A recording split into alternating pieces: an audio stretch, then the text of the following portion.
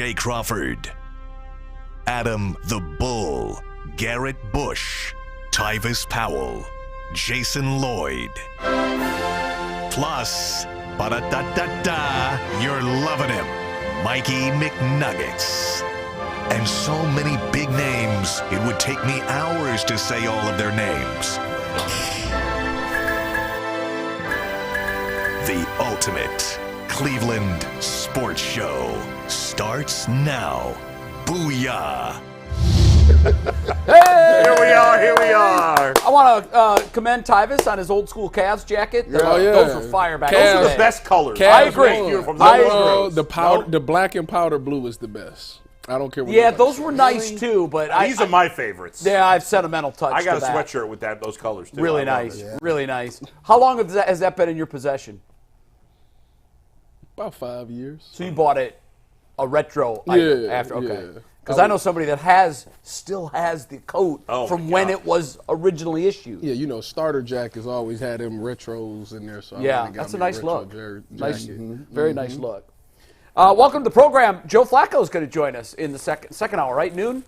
Yep. Coming on at noon. Yeah, yes, very sir. nice. Very nice. So we'll ask him, his thoughts Flacco-belly. on the season, what his future holds. Will he be with the Browns? I think he's has established with Bull and others that, he'd love to be back in Cleveland if it works out that way. But I saw a list of the top 50 free agents coming into the season. Who was number one? Tyvis? I think Baker Mayfield. No, it should be Tyvis. Tyvis Powell. You're right. Tyvis Powell. I'm still after available. you. Still available. Yeah. Welcome to the program. We've got a lot to get through, most notably the Cavs last night. We're going to start with that. But before we do, Mikey McNuggets was at the game, saw it up close and personal. I liked what I saw. It looked good. These are, for everybody that was saying, they were racking up wins against bad teams. True. But these last two have been contenders in the East and now the West. What'd you think, Mikey? Out of a 1 to 10, what'd you think last night? It was an impressive win. Like, no other way to... Like maybe an 8, 9? Yeah, I would say a 9. The crowd was awesome. I know, man. The Clippers, this was not a back-to-back. They played in Boston on Saturday. They had Sunday off, so it's a rested team. They had 90% healthy. They're missing Ivanka Zubac, but he's been out for a while. Yep. And without him, they're a relatively smaller team in the front court. They have a bunch of wings, which I thought would be a bit of a mismatch for the Cavs offensively. But Isaac Okoro's balling his you-know-what off. Mm-hmm. Donovan Mitchell's playing point guard as well as just about anyone in the league right now, which I didn't think he had in him, and he's proven me wrong. And we saw JB kind of stagger the minutes of Allen and Mobley, who made 21 minutes last night, almost had a double-double. I left that game very, very impressed, and I know we're going to get into it in a sec, but if you're not buying into what this team's doing yet, I'm not sure what else they can do before the postseason starts for you to buy in. I was going to say they can win a playoff series. That's how you get people to buy in. Yeah, but I mean, at this point, they can't do that yet, so no, you're what right. else do they have to do? You're right. And think about where we are now compared to where we were 13 games into the season. I know several media members that had already written, it's in the business called the obituary, even though it's not fair, but they had already written the JB is fired story. Yeah, I mean, that was the biggest story for the first 6 weeks of the year. When was JB going to get fired? That and Mitchell getting traded. Right, and now those stories are both off the table. Y'all might want to get a little package. I don't know how y'all gonna watch this game, but the Cavs exciting. This ain't the same Ain't they squad. supposed to be moving to prime? Did somebody text us that they moving? I don't think that's this year. I think next year. No. Yeah. Well, you got to buy the package. Yeah, I mean, as someone who hasn't been as locked in on the Cavs as some other guys have, I got to say, like watching yesterday's game was, first of all, I was saying this to Mike and G before the show. Isaac Okoro on offense, we always know he's been good on defense, but he seems to be playing with a level of confidence on offense that I've never noticed before. Like we saw it in the playoffs last year. You got to be scared to shoot. And maybe the same thing will happen in the playoffs this year. I hope not. But he's playing with a high level of confidence on the offensive side. And, just watching the way they're moving the ball right now, like we haven't seen this in forever. Even the great teams with LeBron didn't move. Obviously, those teams were better, but they didn't move the ball like this. They didn't play this style. And it's fun watching the ball move with all these crazy passes. It's never standing still, that's for sure. It's about time y'all put some respect on this man's name. First of all, y'all. Wait, Donovan Mitchell? Yeah. Wait, he's been respected. No. It ain't to that level. Has he been disrespected? Wait a minute. You ain't put no You respect talking about on the him. guy that's the greatest Cavalier to ever play? we didn't put a lot of respect on his name. Man, now Earl's taking Gosh. shots from Snuck that Tyvus. one in. Earl's back there co-signing You it. back there. That guy? Hey, you co-signed that 35% loan back there, that interest rate. I hear you back there. But here, listen. One thing that they thought about Donovan Mitchell, he's showing you he's a much more a dynamic playmaker than you saw. 12 assists right here against one of the better teams. And look at it like this. There were some shots that Kawhi Leonard, that Paul George was all in his face. He was hitting that. And 12 assists and the leadership. A lot of people thought Donovan Mitchell was just a high-volume, small guard shooter who doesn't really play defense. During this little stretch, you're starting to see not only the intensity, not only playing through little knick-knack injuries, but he's getting people involved. He's unlike Jarrett Allen. You see Max Strus is hitting a couple of shots, and they still are able to play their game. I wanted to see what they was going to do when Mobley came back. And to see if Jarrett Allen was going to take a step back. Yeah. No. No, he took a step 2017. forward. I Looked love even better. Didn't it feel like Donovan was like, because the Clippers have 4 superstars, Yeah. right? Aging, but 4 superstars. Right, but they're 4 superstars. Yeah. They're 4 guys that are all going to be in the Hall of Westbrook. Fame, aren't they? Yes. They're all 4 Yeah. going to be. I mean, No question. No question. So, I think Donovan Mitchell was like, I'm better than all you guys. Now, 10 years ago, this Clippers team would have been a hell of a unit. Oh, it's still a good team, though. They're good. They're very good. But, Sure. I mean, they're all aging, and they all resemble their old selves, but they're missing part of their game. Yeah. I think that's safe to say. When you brought up the Isaac Okoro thing, it was interesting because wasn't Isaac Okoro playing really well and then he got hurt right before the end of the year or something like that? I don't remember him getting He injured was- last year, did he? I don't Something happened. He was He playing. had a minor. He It was had a been in a minor good stretch shoulder. in the middle of the season. yeah, he Yeah. was He balling, then he fell off. He got got hurt or something. and We've went got to much Zach. more on the Cavs, but first, Mikey needs a read, and that'll get us off and running. Yeah, we got a bunch of winning tickets based off the Cavs game last night and other NBA action. But if you want to get in on the action during Super Bowl season, you better be celebrating with FanDuel, America's #1 sportsbook. If you're like us, Super Bowl Sunday is all about scoring the best seats on the couch, grabbing your favorite football snacks, and placing some super bets. And FanDuel has a ton of different ways to help you end the season with a W or 2 or 3. Not only can you bet on who will win the Super Bowl, but you can also bet on which players will score a touchdown, how many points will be scored, and so much more. And right now, new customers who join today get $200 in bonus bets if their first bet of $5 or more wins. So visit FanDuel.com/UCSS to sign up. That is FanDuel.com/UCSS. Make every moment more with FanDuel, an official sportsbook partner of the NFL. And we got 2 winning tickets today. The first one comes from Cody Anderson. I like this because he used hashtag 8legger Monday. An 8-leg same-game parlay throughout the NBA last night. $33 won him $821.86. That's He had great. 3 Guardians have a different relief pitcher named Cody Anderson. Cody Allen. Morse. Cody Oh, I Allen. know they Allen. had Cody Allen, but I feel like they had Yeah. a Cody, or maybe it was another team. I don't know. Go Well, ahead, maybe Mike. this is that guy, but he Bird he man. hit 8 different parts of a same-game parlay over 3 different games, and once again turned $33 into $821. Big-time winner, just like the Cleveland Cavaliers were last night. Nice. McNuggets, man, I like to say this, man. Listen, I'm putting it out there. The challenge. Only the real OGs. It's only 20 and above. I need to see 20 legs. 20 legs. What are the odds of hitting a 20-plus? That's where I go for. I go for the 20s. That's all you're playing now? All I'm paying is 20. That's crazy because I put a 20 leg in and missed about one They- a couple days ago. Yeah. I was sick. Now, 20 out of 21? Oh, my coming back. God. I lost the 20 leg. The only thing I needed, I had a little skin in the game on the Cavs and Clippers. Your boy Paul George is disappointing. Man, he messed my ticket Sucker. up. You only had to get 15 points. I put you Oh, down you on had the same thing as me. Minimowski. Him and Harden. I was like, oh, Y'all my can't get goodness. 15. Jarrett Allen showed up. Hey, listen, I even had your boy Max Strus for 10. I had him for 2 threes. He hit 3 of them. I said, By the way, G, How about that technical foul, by the way? What Yeah, that was soft. That was What soft. the world? NBA officiating needs to be addressed. Hey, listen, It was soft. We've been saying that for years. But this particular instance, I know it is the hardest sport to officiate. I think. she wasn't playing with him. But I mean, what are you doing? She was like, you threw that basketball. He didn't throw it. He was just like, He here. handed it. She like, you Boom. I don't like your attitude. She was setting the precedent. You tell a story on the show where you once dropped your fiance or maybe divorced your wife. Yeah, I did, because man. you didn't like her attitude. Listen, I just didn't like her tone at that time. Their tone was crazy. That was the end of the relationship. Crazy. But G, you said something a few minutes ago where you said Donovan has not gotten enough respect. Now, I can't speak for anybody else. I'm going to speak for myself. For me, you're right. I have not given Donovan enough respect. Now, there's parts of his game. First of all, he's got to be better in the playoffs. No doubt. No doubt when it matters. And he shouldn't be compared to guys like LeBron and KD, Steph Curry. He's not on that level. But he's on the next level of NBA players. I think that's where he's rated. I think if you ask people, that's where they would tell you he is. I'm just speaking for me. Maybe I'm saying I have underrated him to a degree, and this is why. This is what has stood out to me as I finally come around and watched a little more of the Cavs, which I'm now going to get locked in the rest of the year.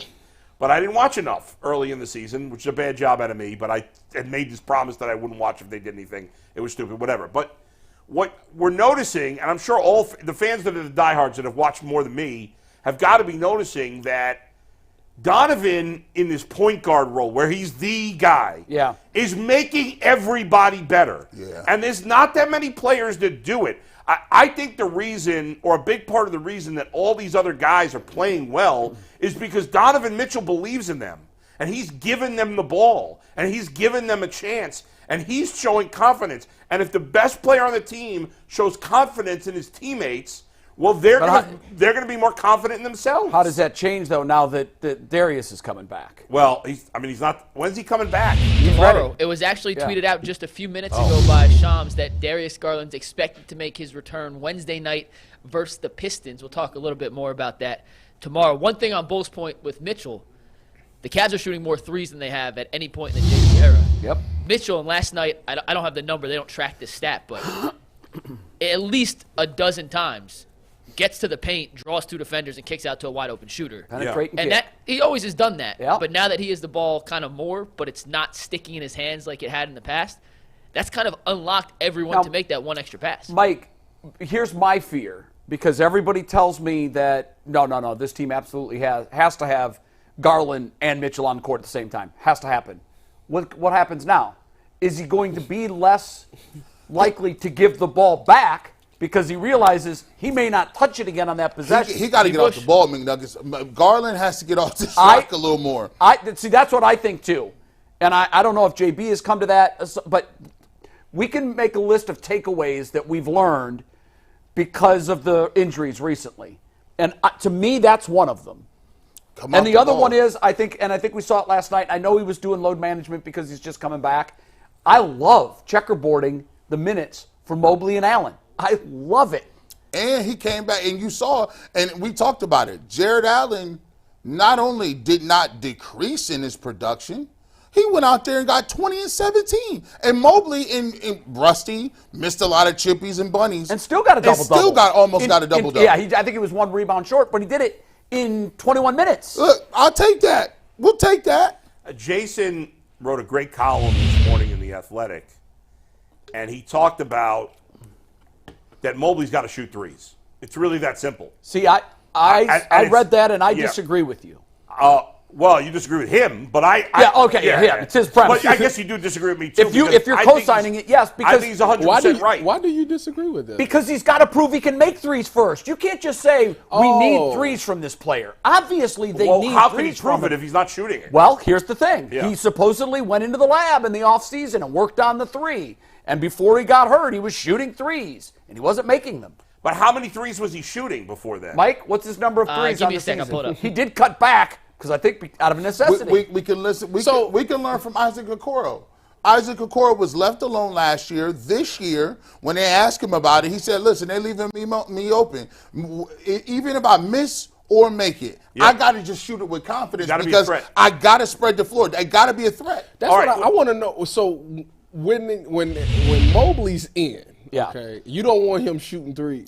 Not until he proves Is he in at the 4 or the 5? See, for that's- you? That's what I need to know. And listen, because if he's that's at what the, I need to know. That's the big question. Well, but that's the thing. We got it. The Cavs are obviously showing that they're better playing this style of basketball.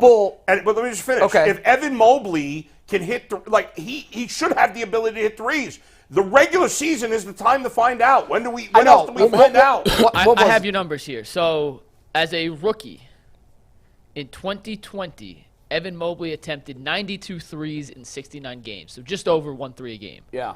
What was his percentage? 25%. Okay. Too low. Last season, 79 games, 102 threes. So same. A little bit more. It was like 1.3 versus 1.2. Right.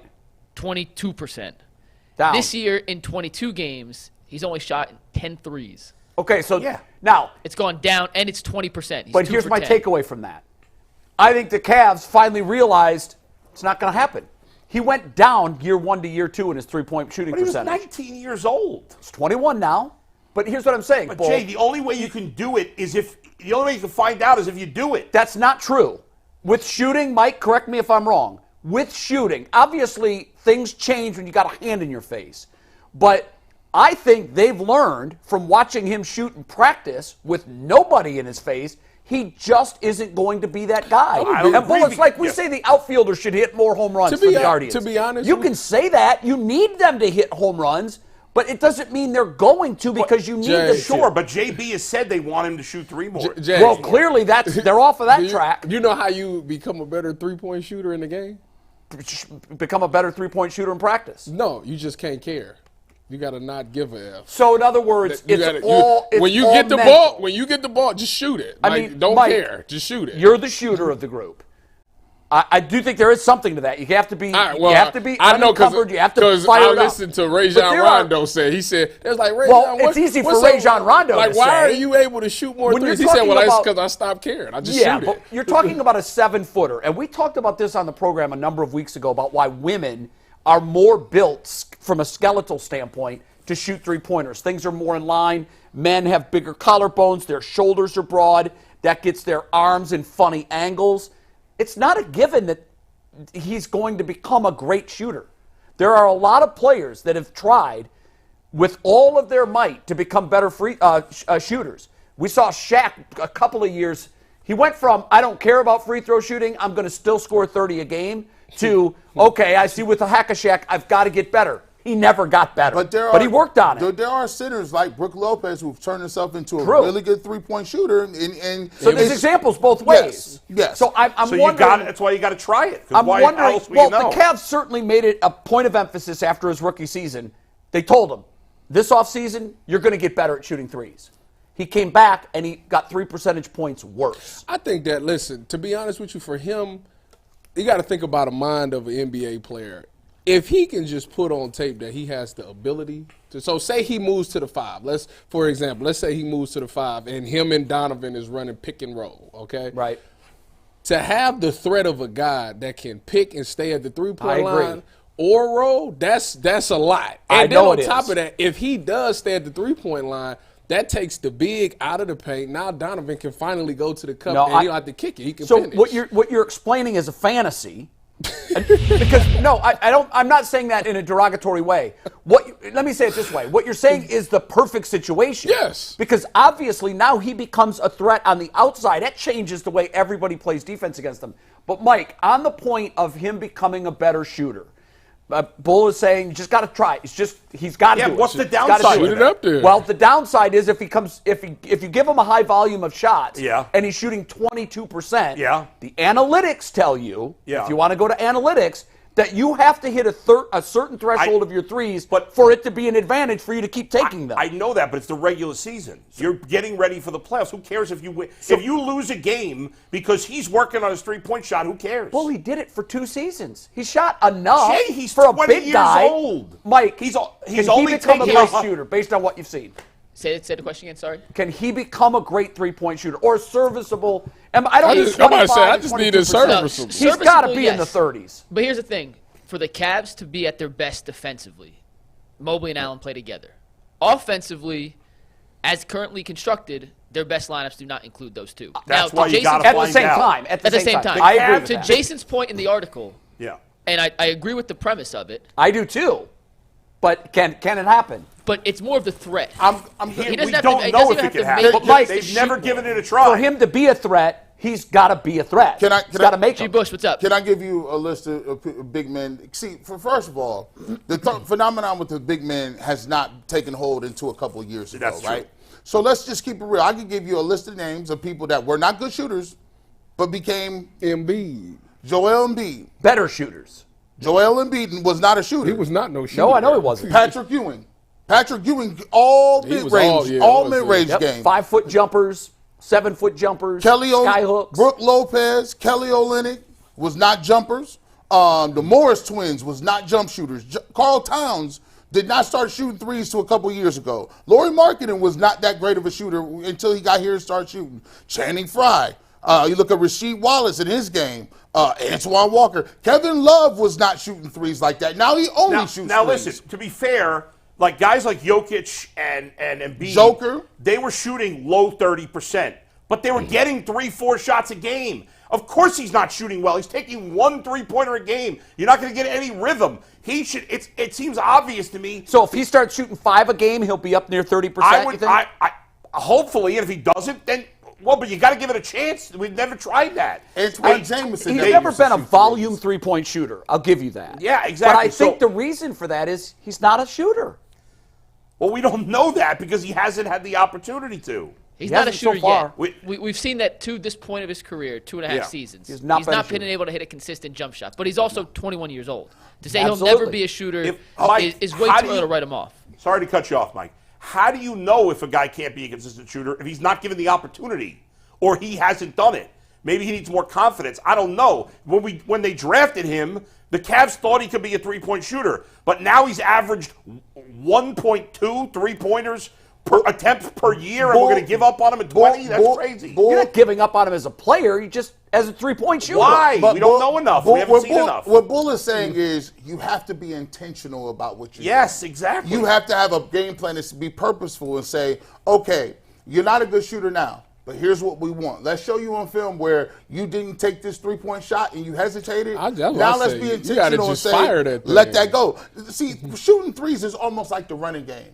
You might not hit all of them. You might not get a touchdown every time you run the ball, but you have to utilize it in order to keep the defense honest because you can't have the paint back. So listen, that shot Just that pull you're it. going to shoot, Just pull it. now you give Jarrett Allen the opportunity for a rebound. Now if you swing it, if you hit that a couple times, they got to rotate over.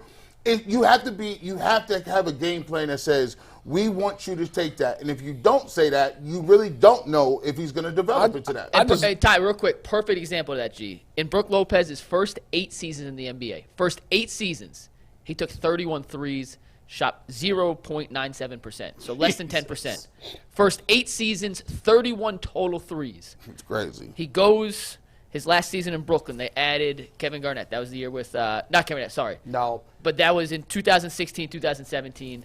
They had I forget who the big man was, but they needed him to step outside. He shot 387 threes the next year. He went from 31 in What his was his first 8 percentage? season. He shot 35%. Okay, so let me ask you this. At that point in his life, is this, and I don't know because I didn't follow it closely with him, is that something that he just said, okay, you know what, I'm just going to go and I'm going to work on my three-point shot until I develop my three-point shot? Well, he never had a chance. He had 31 shots in 8 seasons. Right. So Well, I had no idea. And by No the one way, knew he too, could it shoot was a threes. different Griffin NBA then. was It shooting. was. It was a much different NBA Yes. then. And Jason's premise, I agree with.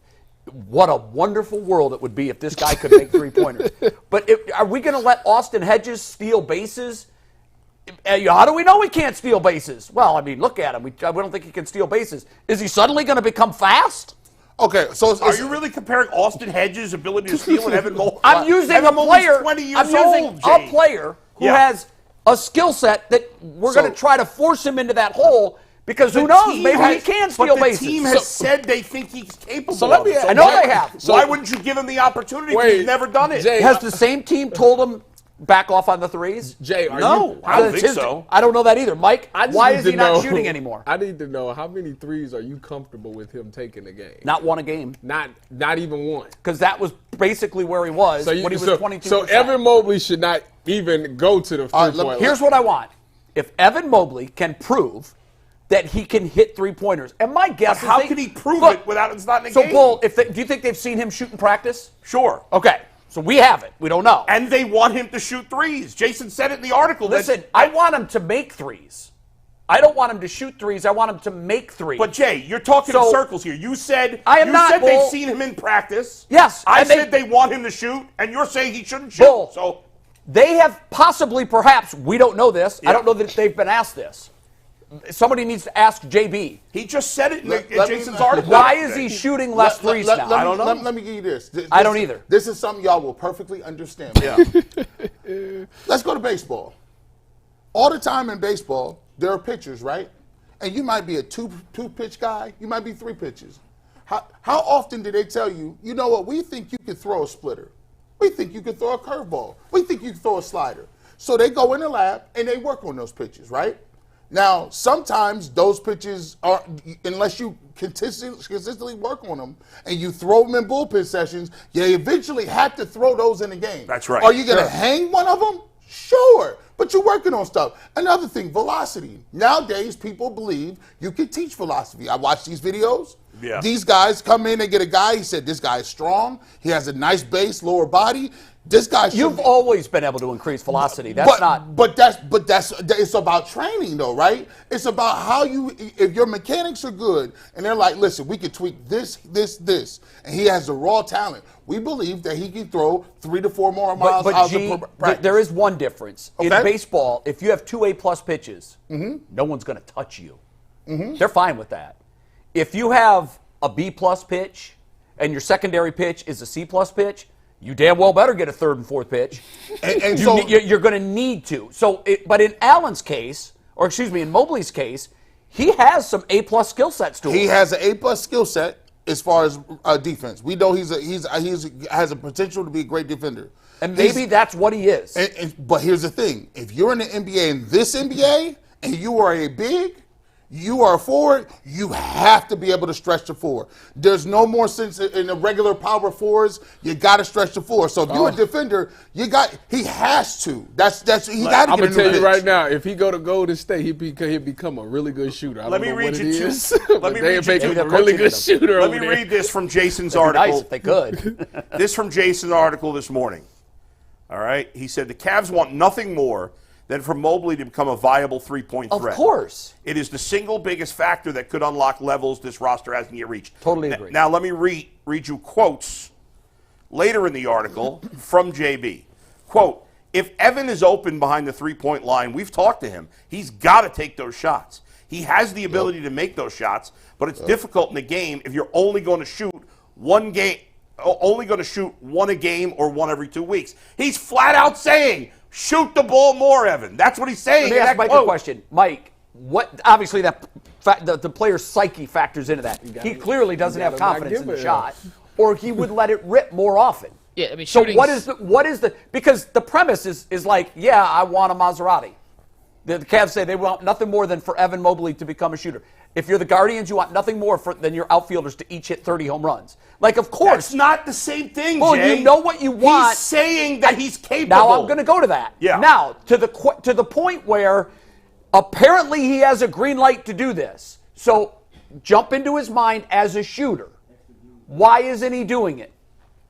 I mean, I think in the offensive system, when you have Allen and Mobley, he's just not out in the corner a ton. No, which he's is where you not. want First him But to shoot. now they played it differently. So now they're playing. They weren't playing this style of basketball. I agree. Yesterday was his first game with this style of play. I agree, So Paul, now there's So why going to be isn't more he opportunity. Why?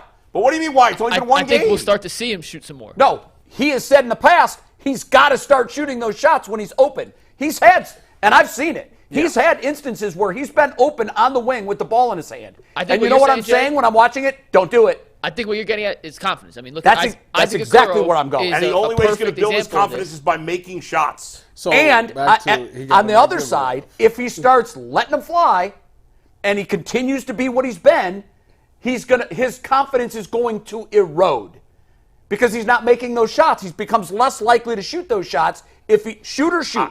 They don't care about the percentages, and I totally agree. Just and I think someone said Rajon Rondo or whoever it was. Hell yeah, man! That guy's built to shoot. I don't give a. That's what he has to do. Also, you got to take it. It's got to be a rhythm. You guys got to take it in consideration this too. You jacked up 20 a game. Evan Mobley's a young player. Evan Mobley is. Sometimes people are born with the mentality to go get it. Sometimes you're not born with that. When you got alpha mentalities like Donovan Mitchell, he's very passive. When you even very passive. Even George Niang is over the top. You got guys. Those guys, the bigs, are not what we have big personalities. Sometimes you got to grow into that. Can you? I think we all agree here. He's overly passive.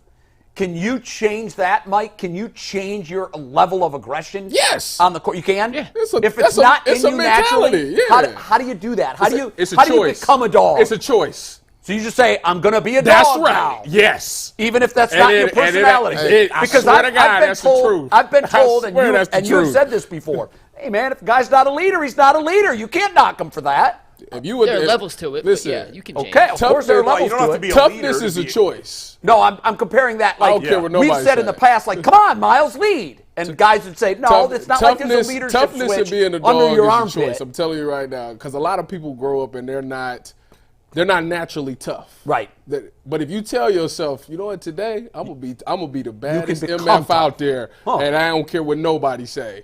You will go out there and you will be that guy. Wow, no kidding. I did it. That's amazing. Oh, I did it. But see now, but then I turned 20. I'm about to be 30 in a couple of weeks, and I'm not. You know, I had kids. Are you having a big party? You're soft now, right? I'm not soft. That's the difference. medium I ain't soft. But I ain't. Are you having I'm not, a 30th I ain't birthday turned up all the way. No, I'm not. Why aren't you having a 30th birthday party? It's just another day. Hey, I'm Mike. cutting my hair bald that day. All right, so I want to see him shooting 4 threes a game starting right now. Mike, do you think it's a good idea for him to shoot 3 to 4 threes a game? I don't think it hurt right now.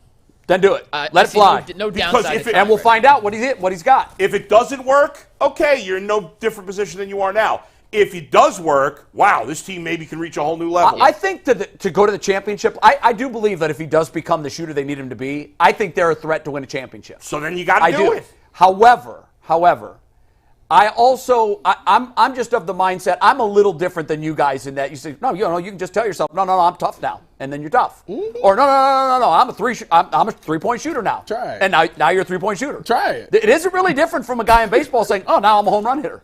I've hit him in batting practice. I'm going to try to hit him in the game. Swinging for the fences. Go. Every Let's last go. one. Now, I do agree with this premise. You can't find out in the playoff series. Right. That's a fact. So Let's find out. if I'm JB, here's what I tell him. For every 10 minutes of floor time you get, I want at least 1 3-pointer. And that's a mandate. You pick when the spot is. If you play 30 minutes, you better have 3-point shot attempts. Right. We have to figure out if you've gotten any better at shooting threes. That's right, because it's hard. He's only, for his career, he's averaged 1.23 attempts per game. That's low. It's hard to be, like, even, you look at some of these other guys who have become good 3-point shooters that are big guys, their numbers have gone up, but they were at least attempting 3 a game. I wonder how early hard in he their really careers. worked on it in the off seasons. I wonder I that. don't know. That we don't know. Maybe he knows he didn't work hard enough on it, and he knows he's not going to suddenly start magically hitting threes. So it is a confidence issue for me. Sure, that's. And I don't want a guy who's shaky in his confidence jacking up threes. But let's try it in the the regular season. I would just say it's like the same thing we talked about with Deshaun Watson to some degree, where we said, well, if he can't handle Joe Flacco as a backup, he's never going to be good anyway. Right. If Evan Mobley can't handle the failure of shooting poorly from 3, at least initially, well, he was never going to make it anyway. We'll find out now with this new style of offense they run. He ain't got no choice but to shoot them. Yeah. And I will say this. We're going to find out. Evan Mobley has a high ceiling. We all agree. That's why nobody wants to trade this guy. If he doesn't develop that shot, he'll never be the unicorn we thought and hoped he could be. That's right. So if I'm JB, I tell him, it's in your hands. You can be a really good player. You can be an elite defender. But if you want to be an elite player who a team can build around and you can lead to a championship, This is the missing piece. Develop You it. better tell him you could be Brooke Lopez or you could be Ben Simmons.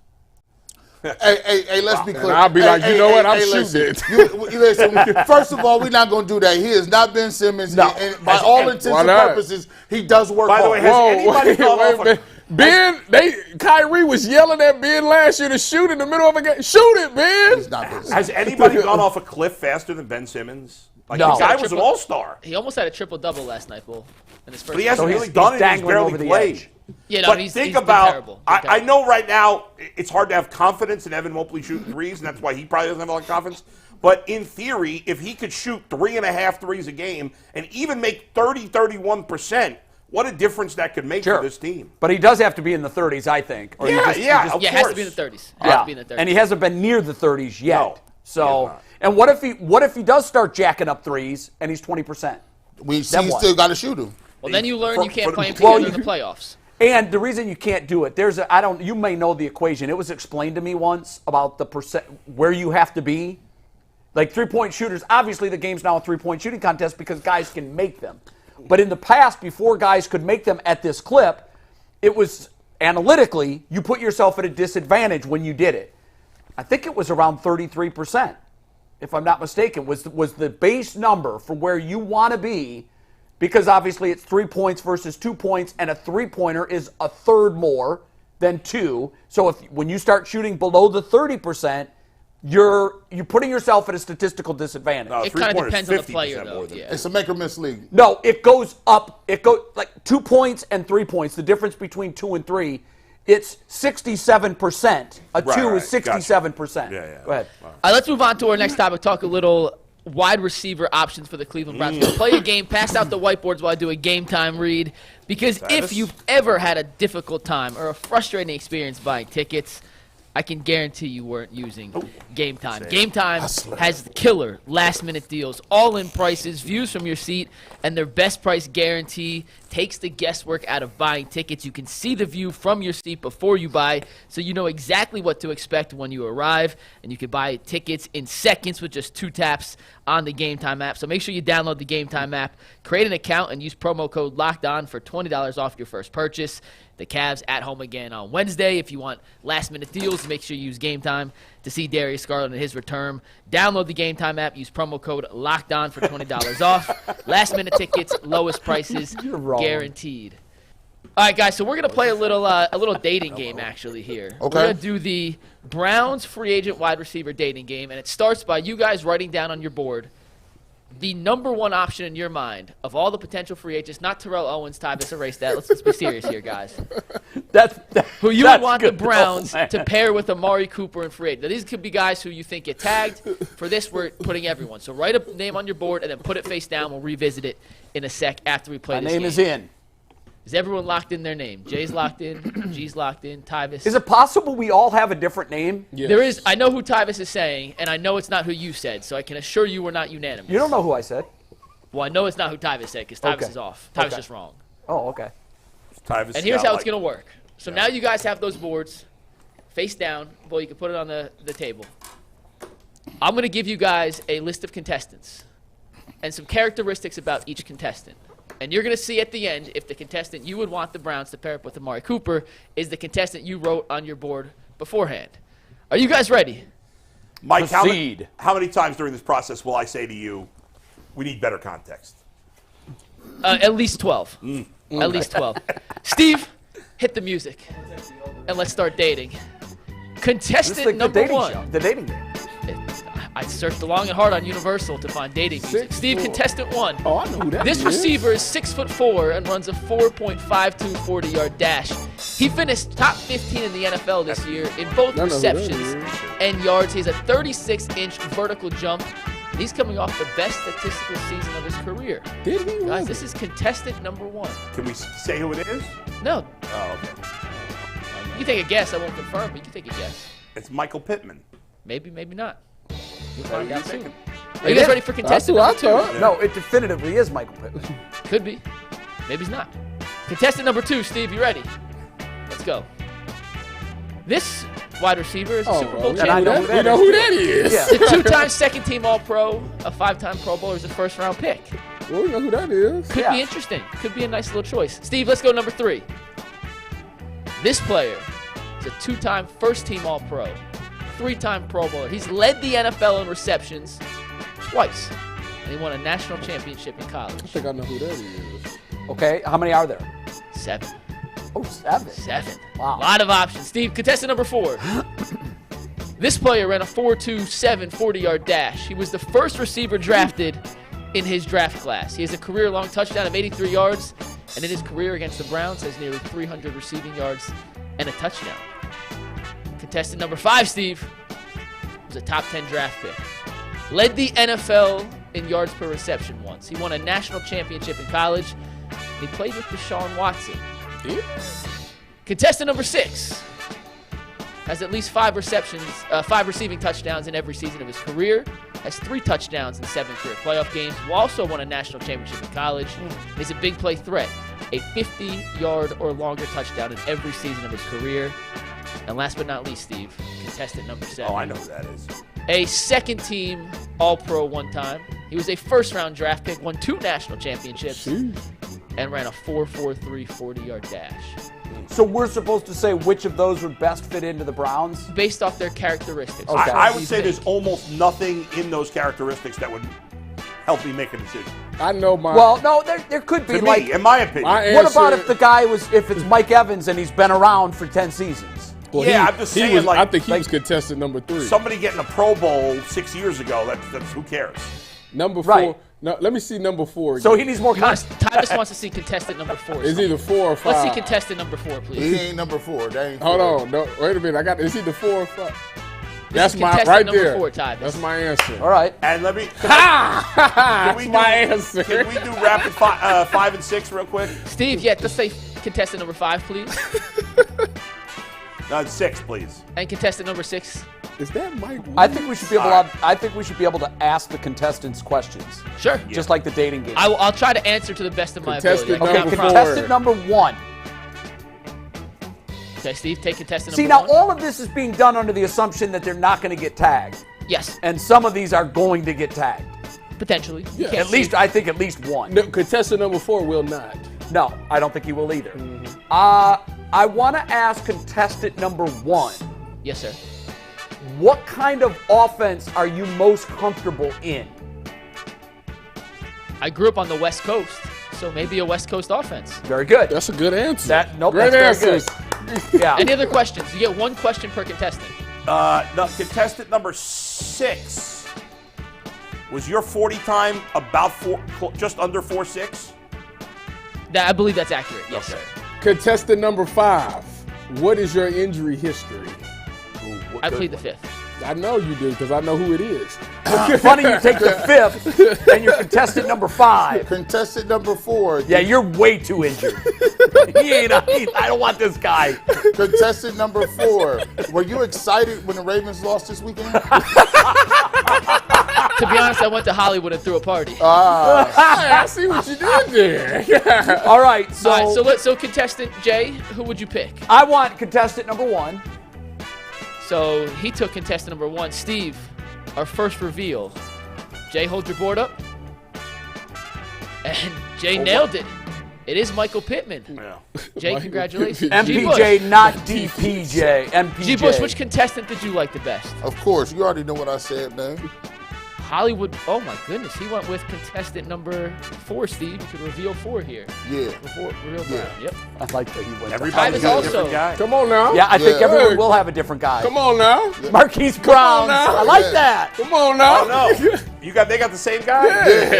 I told we have a pact. Come on now. We have a silent pact that we're not bringing no 4.5s in here. No, everybody else is the problem with the offense now. That's what we need, right It there. is what we need. That's- Yeah. Well, my first Bo, choice wait, which is not a contestant did you 4.5. He's a 4.6. Here we go. But he's the best player of the bunch. He is. I think he is the best player of the bunch. He is the best player of the bunch. And even though Mike said, let's just take out of the equation that the cap or the franchise tag, I can't. He's out of here. I don't think it's 100% certain the Bengals are going to franchise I do. him. They're dumb if they think it's don't. likely. If they don't, They're dumb. then they stumbled into Yeah, success, that's dumb. and they're gonna work their way back into failure. What Now, pick in the Listen, draft? they've been, as much as I don't like Mike Brown, they have almost all their decisions in the last 3 or 4 years have been extremely smart. if they let him go, Well, it undoes a lot of that. I don't agree with that, but T. Higgins. What pick I do think they they got? will probably franchise. Let me ask What Tyler, reason- I hope they don't. What reason would they not? Did you get? Yeah. Well, let me rephrase who it. else I got think money? I think it's Money. No. I think it's possible they could franchise him and trade him. Why? To get something for it. Yeah, because he's going to leave in a year after anyway.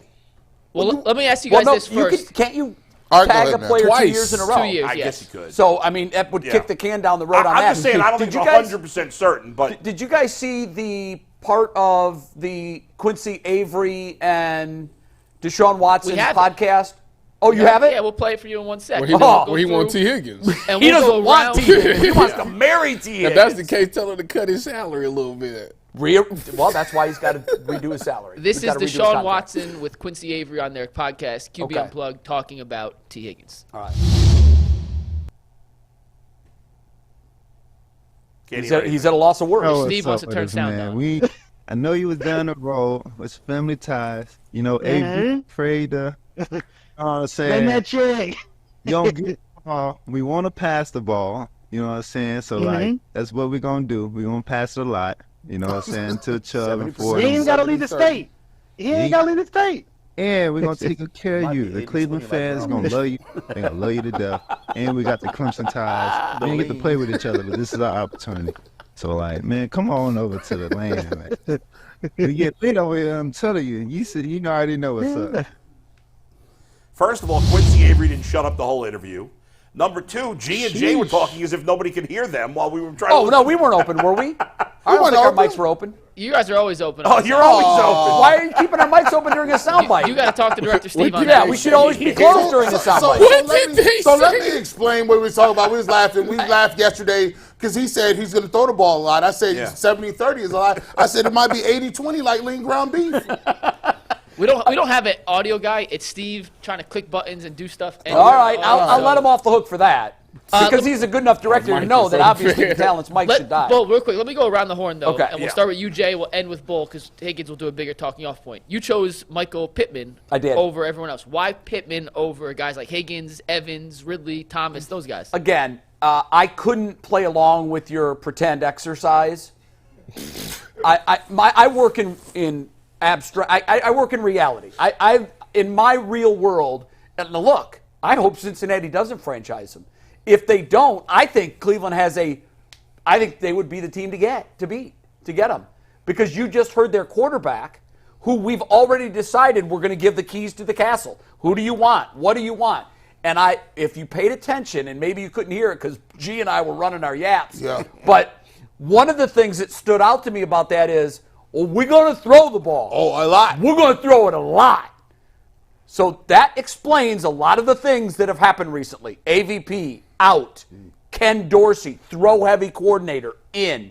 They have told him, what do you want to do? That's what we're going to do. But Pittman's just as likely to be franchised as Higgins. That's what I was I thinking. believe you're right, but I don't know that I believe that. I believe that of the two, I Yeah. think that in my mind, Pittman's more likely to be available than I actually would disagree because at least the Bengals have T. Higgins is the Bengals' number 2 receiver. Pittman is the Colts' number 1. Yes, but if you look at what Cincinnati does, and you know it better than anybody, they are, I call them the three amigos. You've got to keep these three together. I Chase, agree. Higgins, and Burrow. That's a championship core. I agree. I still think So the stakes are higher for Cincinnati. They're a Super Bowl contender if they keep Higgins. Yeah, the but- Colts are not if they bring Michael Pittman Well, back. I don't think they see it that way. Well, maybe they don't. But I don't. I think they're both very unlikely to be on the market. But I think it's equal. I do. But I just think Cincinnati is in a position to compete for a Super Bowl. You know who is going to be on the market? Who? Hollywood Brown. Yes. So, Ty, why was he your pick? And G, you two, tell us why because Hollywood we need- Brown over everybody else. Because one, we need to stretch the field. We've been talking about that for That's 2 true. years. So, and that's the one thing that's missing on this roster too.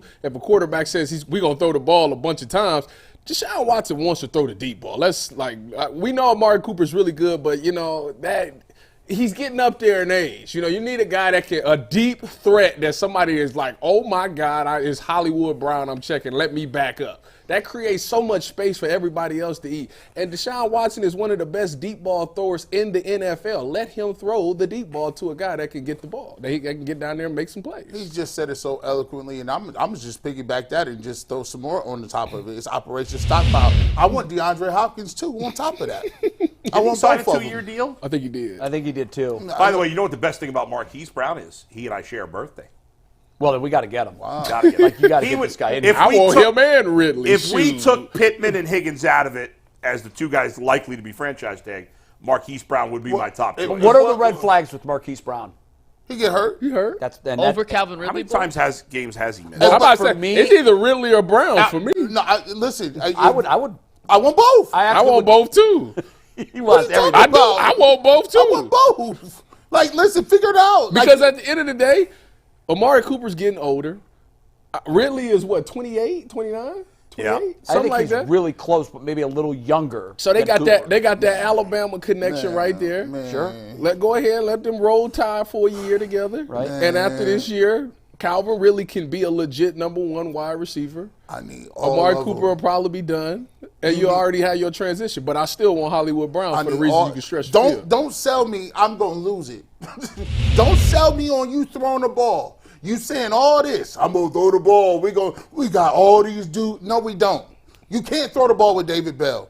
I don't want to hear nothing. You got Amari Cooper. Why you bringing David Bell into this? Mr. 3 touchdowns on the season. Okay, David well, Bell. listen, What you I'm talking about? gonna strike him for the records. He ain't even on the team. Then, 3 in my mind. touchdowns, 3 games. You know,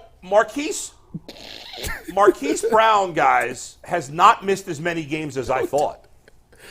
How many did he play this past year? So this 14. year he played 14 out of Oh, 17. I would have said it was lower. You know I would what? have said about 10. When I think about Last year, hold on one second. Last year he played 12, so he missed 5 games. Yeah. In 2021 he missed 1 game, but that was at Baltimore. He may have just sat out the last game. 'cause May they had, have. you know. Yeah. And in 2020 he played every game, so he's only missed more than 3 games once in the last 4 years. I think that when I think about Marquise Brown, I think about the fact that Mark Jackson went to the bathroom, came back, and threw a game-winning touchdown against the Cleveland Browns to Hollywood Brown. That's a fact. That's what I think about.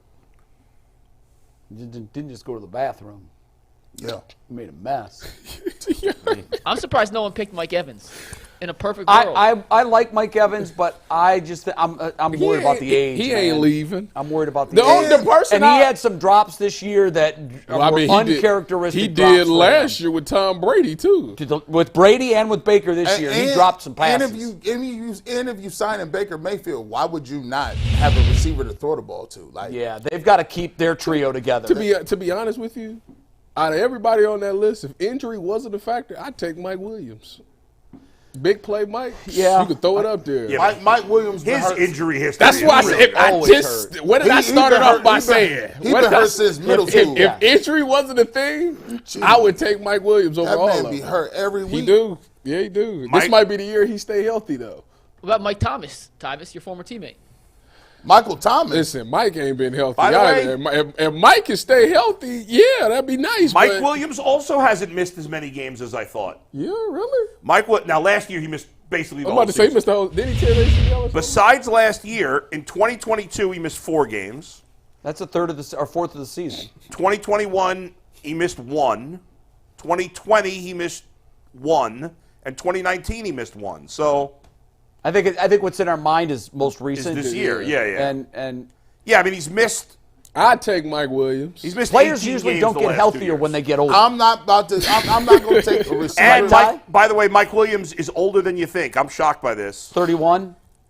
No, not that old. Okay, But 'cause- I thought he was like 26, 27. I would have had him 28 or 29. He's 20. He'll turn 30 during the season. Oh, Mike no. Williams. Oh, never mind. I didn't know it. never mind. I got to get a. And that's early in the season. I gotta didn't know get that. I got to get a glory hands. Oh no. Oh, Yeah, I'm not taking a 30-year-old into I the did room. not know no, that. no. I mean, I would take Mike Evans. The guy's still a great player. Yeah, he had a few drives and 13 touchdowns. Here's the thing.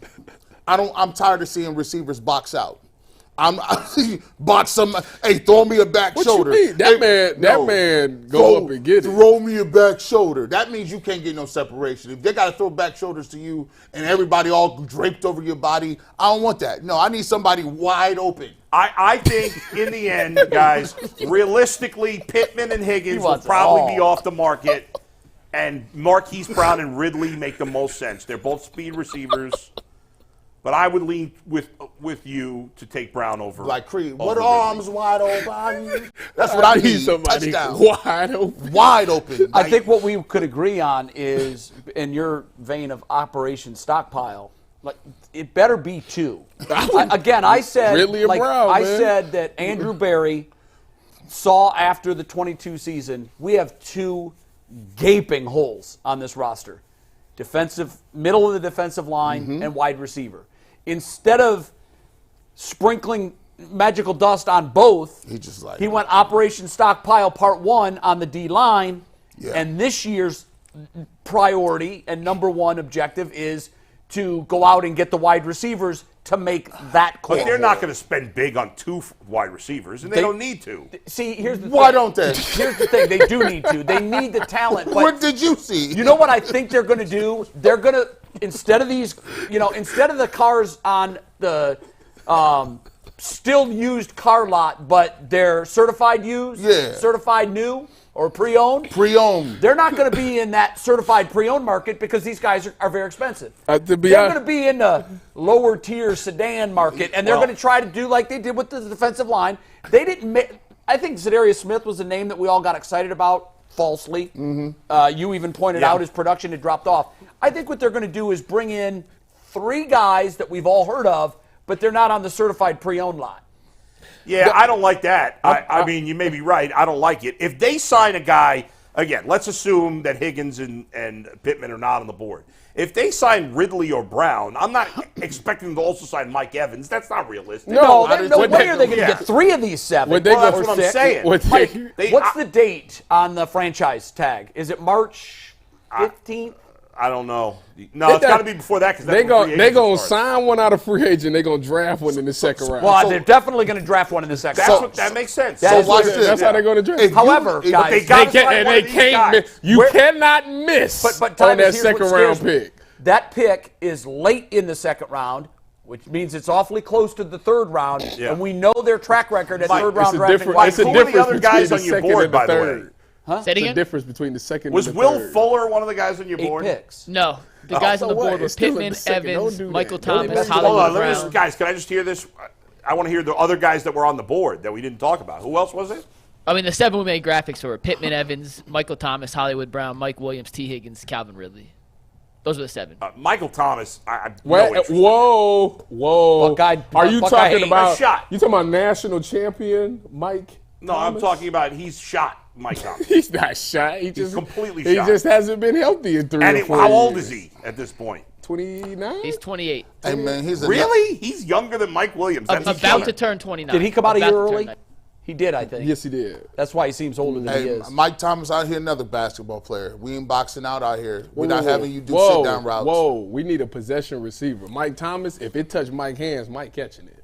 Oh, wait, no. I was looking at the Mike. He's If it 30 touched years old. Mike's hands, Mike catching it. He's 30. Yeah. Yeah, he's older. Yeah, you're That's the line of demarcation. Isn't it? Mike Thomas wasn't fast when he was at Ohio State. He was not. by the way, at all. First but of all, okay. he's not. He's about to turn 31 in a couple of weeks. Yeah. Number 2, you know how many games he's played the last 4 years? 10. I'd say he's averaged 6. 10. He's been out a lot, man. He's played 20. He's averaged 5 games a year over the last 4 years. That's why. And he's going to be 31? No. He's Yeah. done. He's not even getting a job, I don't Listen. think. If it touched Mike's hands, Mike catching it. Yeah, hey, look. Oh, someone will take a chance on him. He's not going to get a big contract. Not at all. He already had nobody a big. gave Jarvis He already Landry a had $100 chance. million. If it touched Mike's hands, Mike Okay, catching great. it. All right, do you need to do a read before we bring I him got to in do or a not? read, and Okay. we're going to bring in our next guest. Very excited to have our next guest joining us. But first, happy Super Bowl season to everybody who celebrates from FanDuel, America's #1 sportsbook. If you're like me, Super Bowl Sunday is all about scoring the best seats on the couch, grabbing your favorite football snacks, and placing some super bets. And the best place to do that is FanDuel. They have so many different ways to help you end the season with the W or 2 or 3 or maybe 4 like Mr. Flacco did for the Cleveland Browns to end the season. Not only can you bet on who will win Super Bowl 58? But FanDuel also has bets for who will score touchdowns, how many points will be scored, and so much more. And right now, new customers get $200 in bonus bets if your first bet of $5 or more wins. So make sure you visit FanDuel.com/UCSS to sign up. That's FanDuel.com/UCSS. Make every moment more with FanDuel, an official sportsbook partner of the NFL. And with that, for the first time ever, I'm no longer the coolest person from New Jersey on the show because that honor goes to Joe Flacco. How you doing, Joe? Hey, Joe. Doing well, fellas. How you guys doing? Good. Hey, Joe, what a season. It wasn't even a season. It's back third of the season. I'm wondering, what was your highlight? What was the moment that you will remember most from that crazy run? The Thursday night game in Cleveland was a pretty cool night, just in general. I mean, to clinch a playoff berth and have it be under the lights in Cleveland, the atmosphere was pretty special that night. So I think we'll remember that one for a long time. By the way, Joe was on my podcast, of course, last week, and I really appreciate it, Joe. It was my most watched podcast besides a couple of the immediate game recaps ever. Yeah. So I appreciate you helping me with that, Joe, and Joe was great. But one thing I forgot to ask you, Joe, in the 30 minutes I kept you was, apparently with all your career highlights, I forgot one important thing. I was told by my friend Tyvis Powell over here that he spent 2 months with you on the Denver Broncos. He was on the practice squad in November or December of 19, and he said he influenced your career more than any player in the history of the sport. Is that true? Tell him, Joe. Tell him, Joe. There you go. Oh my God! Look at that guy. How do we get this? We had to dig deep in the archive. No, we didn't. No, we didn't. He had this clip saved. He had this clip saved on the iPad. Oh my goodness. I'm trying to think. By November, December, I don't even think I was really playing at that point. I think I hurt my neck at somewhere around that time, and I probably wasn't playing much after that. You know, Joe, you missed out. That's funny. This was the best. I think that's true. That's not me. I don't think. No. Yeah. You've been rebutted. Like I said, I don't think I was going at this point. That if is I'm not correct. Joe Flacco. No, yeah, that's not Joe. That's definitely, you can tell it's not me. Joe, you missed out on sometimes the as a best. quarterback, you're in the room, it's like. You missed out Go on ahead. the best DB that the NFL has ever seen. You know? Yeah. I believe it. You know what Joe was thinking when you asked that question? Tyvis Powell. Who's Tyvis Powell? Was he my team? Tyvis Powell. Hey. Were you the equipment guy? You That gotta name know your sounds a little teammates. familiar. You gotta know your teammates. The guy's a national champion, for crying out loud. Joe, I'm gonna ask a real football question, man. We've been talking about scripted plays here, and people everybody got their opinion on it. What is a scripted play? Are you off track? How many you got? What's going on? How many teams do you believe run scripted plays? And To start a game. they scripted how many plays, and what goes into that during the football week? I think everybody does. I mean, maybe there's some people out there, but everybody I've been with has some kind of scripted first 15 or something like that. And it doesn't mean it's your first 15 plays. It doesn't take into account, third downs and, maybe you want a certain play on a certain hash, so you skip over one. I mean, a lot of the times that first 15 can kind of carry you the whole first half because of all the different situations you hit. You're not calling those in the red zone necessarily. So, you might hit 3 or 4 on the first drive, and then you come back on the second drive, hit 3 more. So it's just kind of it's just another part of the call sheet that kind of helps everybody prepare for, what we expect to happen in certain situations and what we can expect to have up next. And it also gives the play caller that reference to say, hey, let me get back on track here. So as much as it's scripted, it's really just kind of this, it's another part of the play sheet that helps the play caller and helps the players kind of anticipate what's coming next. Joe, you got there a little bit late, so you missed, training camp and all of those things. And the culture was pretty set. I played in a lot of NFL teams, and I've been in a lot of locker rooms where they talk about culture. But with this Browns team, can you explain the culture that Kevin Stefanski has? Because obviously it was a bunch of magical things that was able to happen over there that is unexplainable. So how do you explain it? Right, it's tough because I think every locker room you're in is somewhat unique. It is definitely unique, but it's also special. Like every single locker room has great people in it and guys that you really, really enjoy being around. Ultimately, it comes down to everybody being able to buy into one common goal and make it more about the team than themselves. You know, because we all have like these personal aspirations that we want to go out there and accomplish. You know, all these goals we want to accomplish during the season. But in order to like buy in, and every, like I said, every locker room has great guys. But in order to buy in, like and win as a team, you have to have that unit come together. And I mean, listen, you could tell very early on that there was a good core group of guys that didn't make it about themselves. So I think when you have those few guys, the leaders, so-called, of the team, that don't make it about themselves, it makes it easy for all those other guys to buy in and have that mindset as well. Joe, there seems to be this sentiment from a lot of fans and even media members like me who didn't play. I think a lot of people feel, well, if the offensive coordinator is not calling the plays, then what's his job? And I've been saying, well, I think there's a lot that goes into it beyond just the play calling. You've worked, I assume, with offensive coordinators who were the play caller and offensive coordinators who were not, I know, right, in your career. So, like, what's the difference? Is do you think lesser of an offensive coordinator who's not actually calling the plays? And does that guy still have a lot of impact in how the team performs offensively? Well, this was actually the first time that the titled offensive coordinator wasn't actually calling the plays. I think most people probably view the offensive coordinator as the guy that is calling the plays, because that is, you know, ultimately the most important part about being a coordinator. But here's the thing: is a lot of the times, I mean, pretty much I would say all the time, in that situation, the play caller is the head coach. So as a head coach, you have so many different roles throughout the week, and you want to be able to manage the whole entire team. And you also still have to leave yourself time to be able to prepare yourself to call a game. So that means that you can check in on meetings here and there with quarterbacks, but you also want to do it with other people. You also have to leave time to yourself to be able to develop in your mind how you're going to call this game. So now the offensive coordinator, the titled offensive coordinator, obviously helps out with that and brings his experience, but he's also the guy that's able to run those meetings, not only the quarterback meetings, but he's able to run all of the offensive meetings and speak on behalf of the guy that's calling the plays. And I think to have people that speak the same way and that can relay those messages, it's really important. When you have these types of situations, you need somebody that you trust to be able to do that. Because, like I said, the head coaching job just pulls you in so many different directions. And I'm just saying that from kind of an outsider. I mean, I have a little bit of a view on it because I see it every day, but it's not like I've actually been through it myself.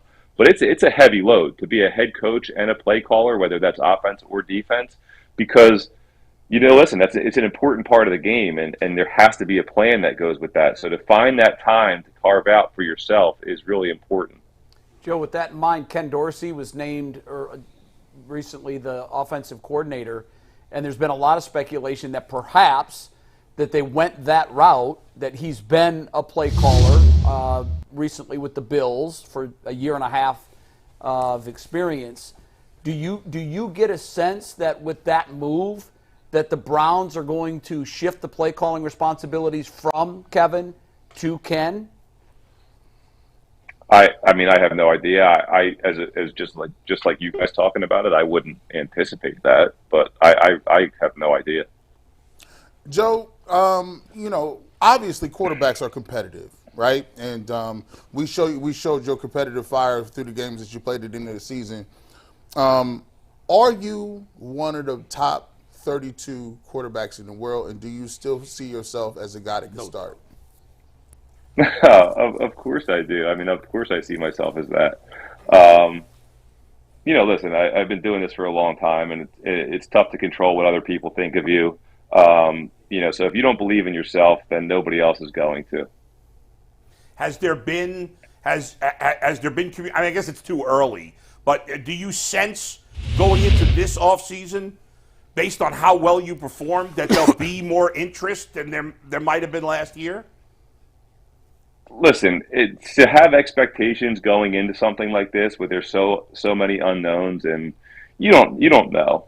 You just have no idea how people are going to view you, and there's all kinds of external factors as well that you really can't control. So I think I learned a little bit last year during the off season and during the first couple months of the season to try not to worry about those things. And even if it might be positive, more positive than last year, I think you got to keep those things out of your head and just kind of take it day by day and be in the moment. And, we'll see. We'll see what happens. I know over the next couple months, you have all kinds of different things going on where your agent can kind of, get a feel for some teams here and there. But, we'll see what happens. I don't really want to have – I'm going to try to keep it out of my mind and not have any expectations. And like I said, just take care of what I can.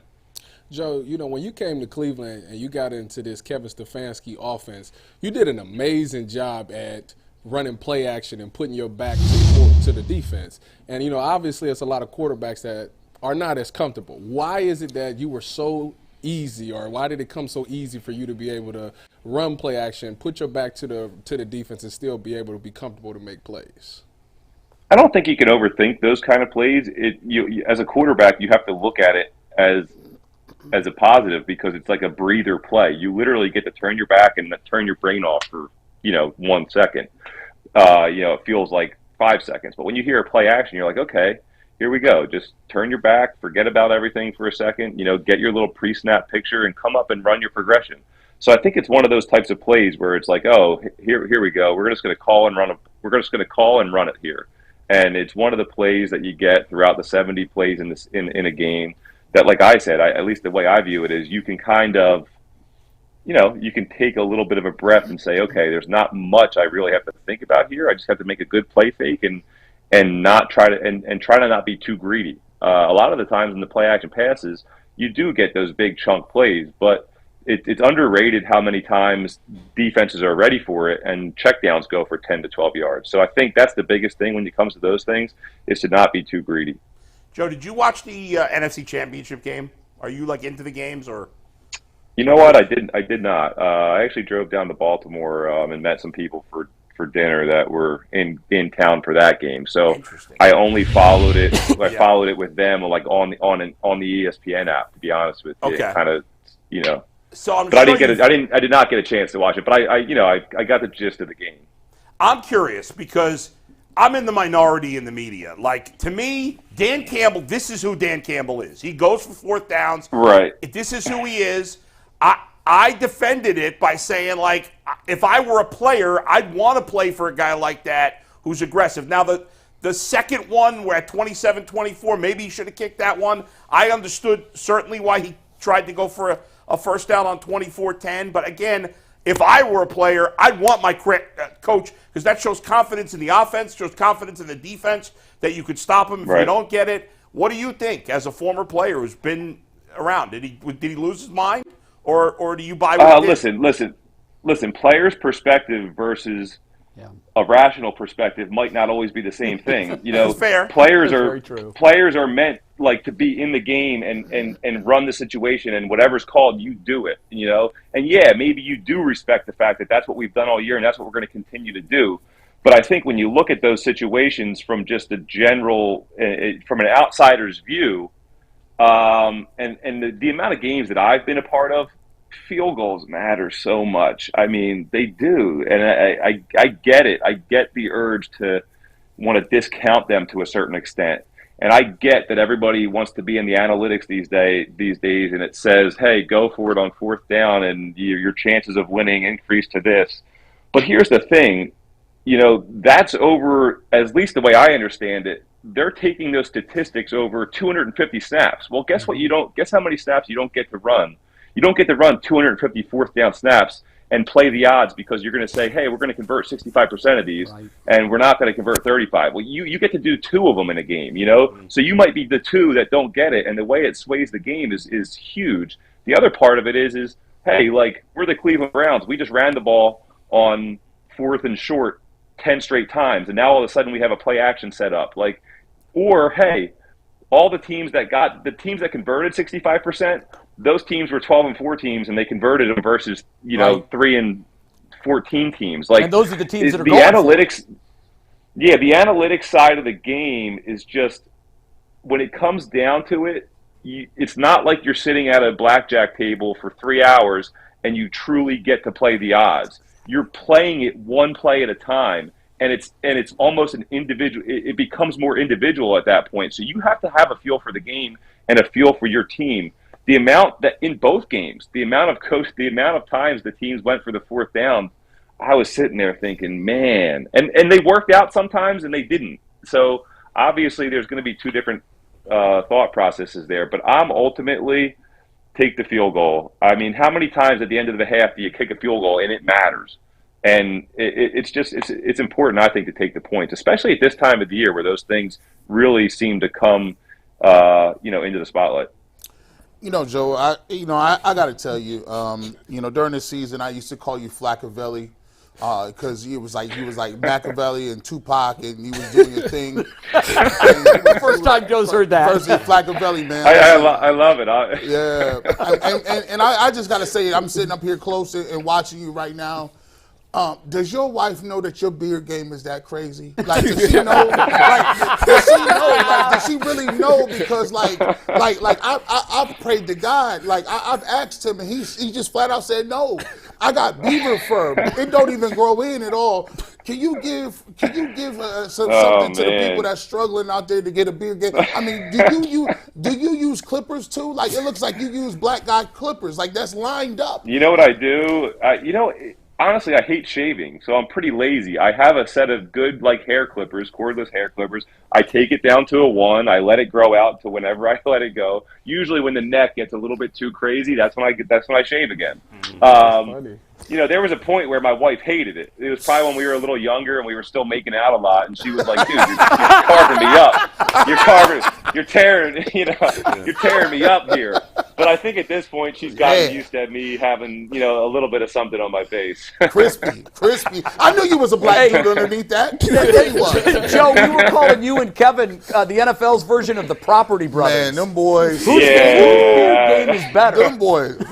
Kevin's is better. He's got a little bit more salt and pepper in there, and he's committed to the beard. Like I said, I kind of just grow it out till it gets too sloppy, and then I cut it off. Like, he's actually committed. So his is definitely better. Mike, you got a story? Yeah, Joe, if we're gonna take a little turn to a fun side of things, I got to know Casey Keeler very well when I worked in Texas, and they had walk-ons at Sam Houston State. And for a story, I tried to walk on for the football team. We recorded. I had the video. I should have had it ready. I threw one pass, and he looked at me, and Coach Keeler goes, "You're a lefty Joe Flacco." If he had no talent and was a 1.5 feet shorter. I'm the same person, Joe, from Jersey, and I'm the lefty short version of you. So there you go. Coach Keeler's my guy. We had him on. He had some great stories. Sounds like him. Yeah, he said I heard on an interview you said he likes to exaggerate the baseball story of your for sure. He definitely likes to make a story out of it. That's definitely the case. Yeah, that sounds just like Coach. I let him run with it. Hey, Joe, what's next? Obviously, and I know that you're not done playing football, and I think somebody's going to bring you in for sure. And my hope is you get an opportunity to start again. But let's move past the playing field. You could coach, you could go into the broadcasting end of it, and you can have another 20-year career there. What is next for Joe Flacco when you finally put the helmet away? Man, I don't want to do any of those things, that's for sure. Coaching, 15 years ago when I came into the league, to both of those things, it was a hard no. Coaching is still a hard no. The broadcasting thing, I mean, geez, it's gotten so out of control with the money. It almost tempts you to say, why not? But it's stealing money, Joe. I'm telling you. My gosh, I really, it's not though. It's something that you want. If I was to do that, obviously I'd want to be good at it, and I don't really have a burning desire to be good at that. I really would rather just disappear and never hear from me again. So hopefully that's what I stick to, and nobody talks me into doing it. So I don't know. I honestly don't know. I've never known what I want to do. You know how lucky I am to get to do this, play football? Oh, my gosh. Yeah. I mean, who the hell knows where I would be if this wasn't the case? So to have to think about, what's going to happen in the future, I have no idea. And like I said, I really don't want to be behind a camera doing all those different types of things, but it's probably something that I would at least mildly entertain. Joe, Deshaun is coming back from the shoulder injury. What was your relationship like, and what advice do you have for him, getting back to trying to be a really good quarterback in the NFL?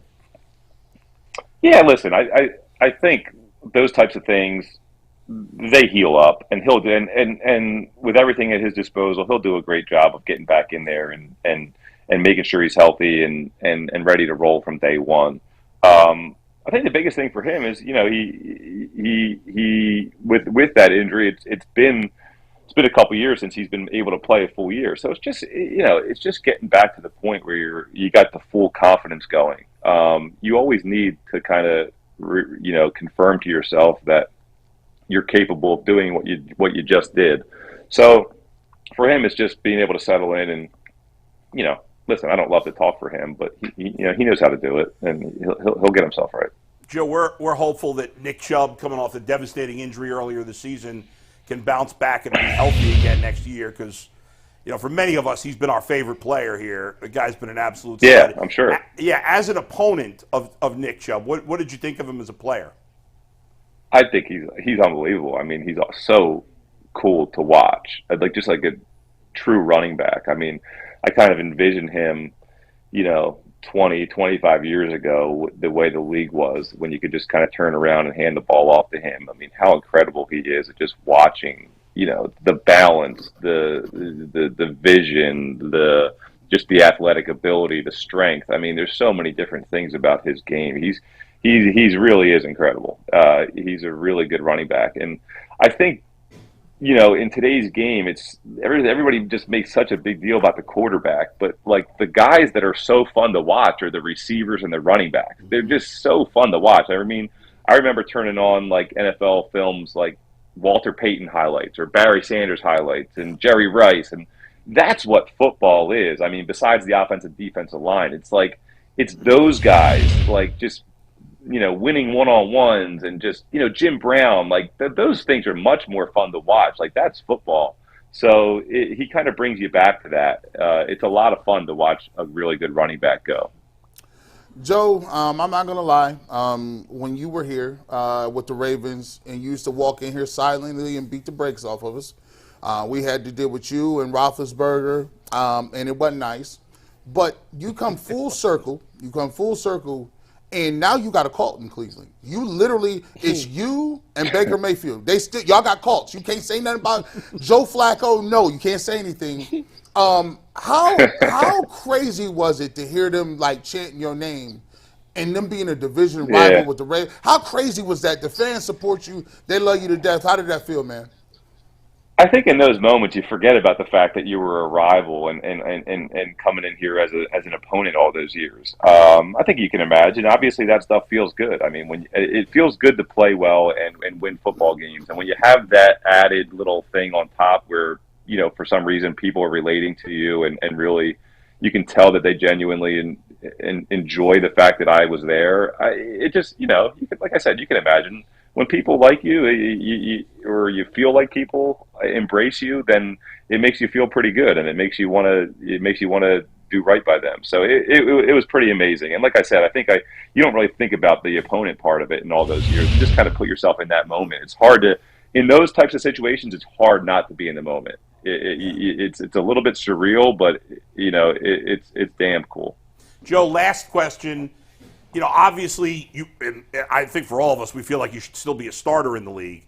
But if it ends up being a backup role this year, are you comfortable in that situation with the Browns or anybody else?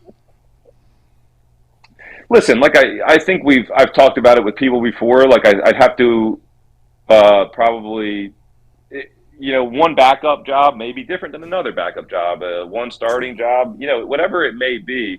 I think each and every situation or opportunity that comes my way, whether that's one or three, I'm going to have to assess for what it is. Right. So, yeah, I mean, there's obviously spots where I'm going to be comfortable taking that role to some extent.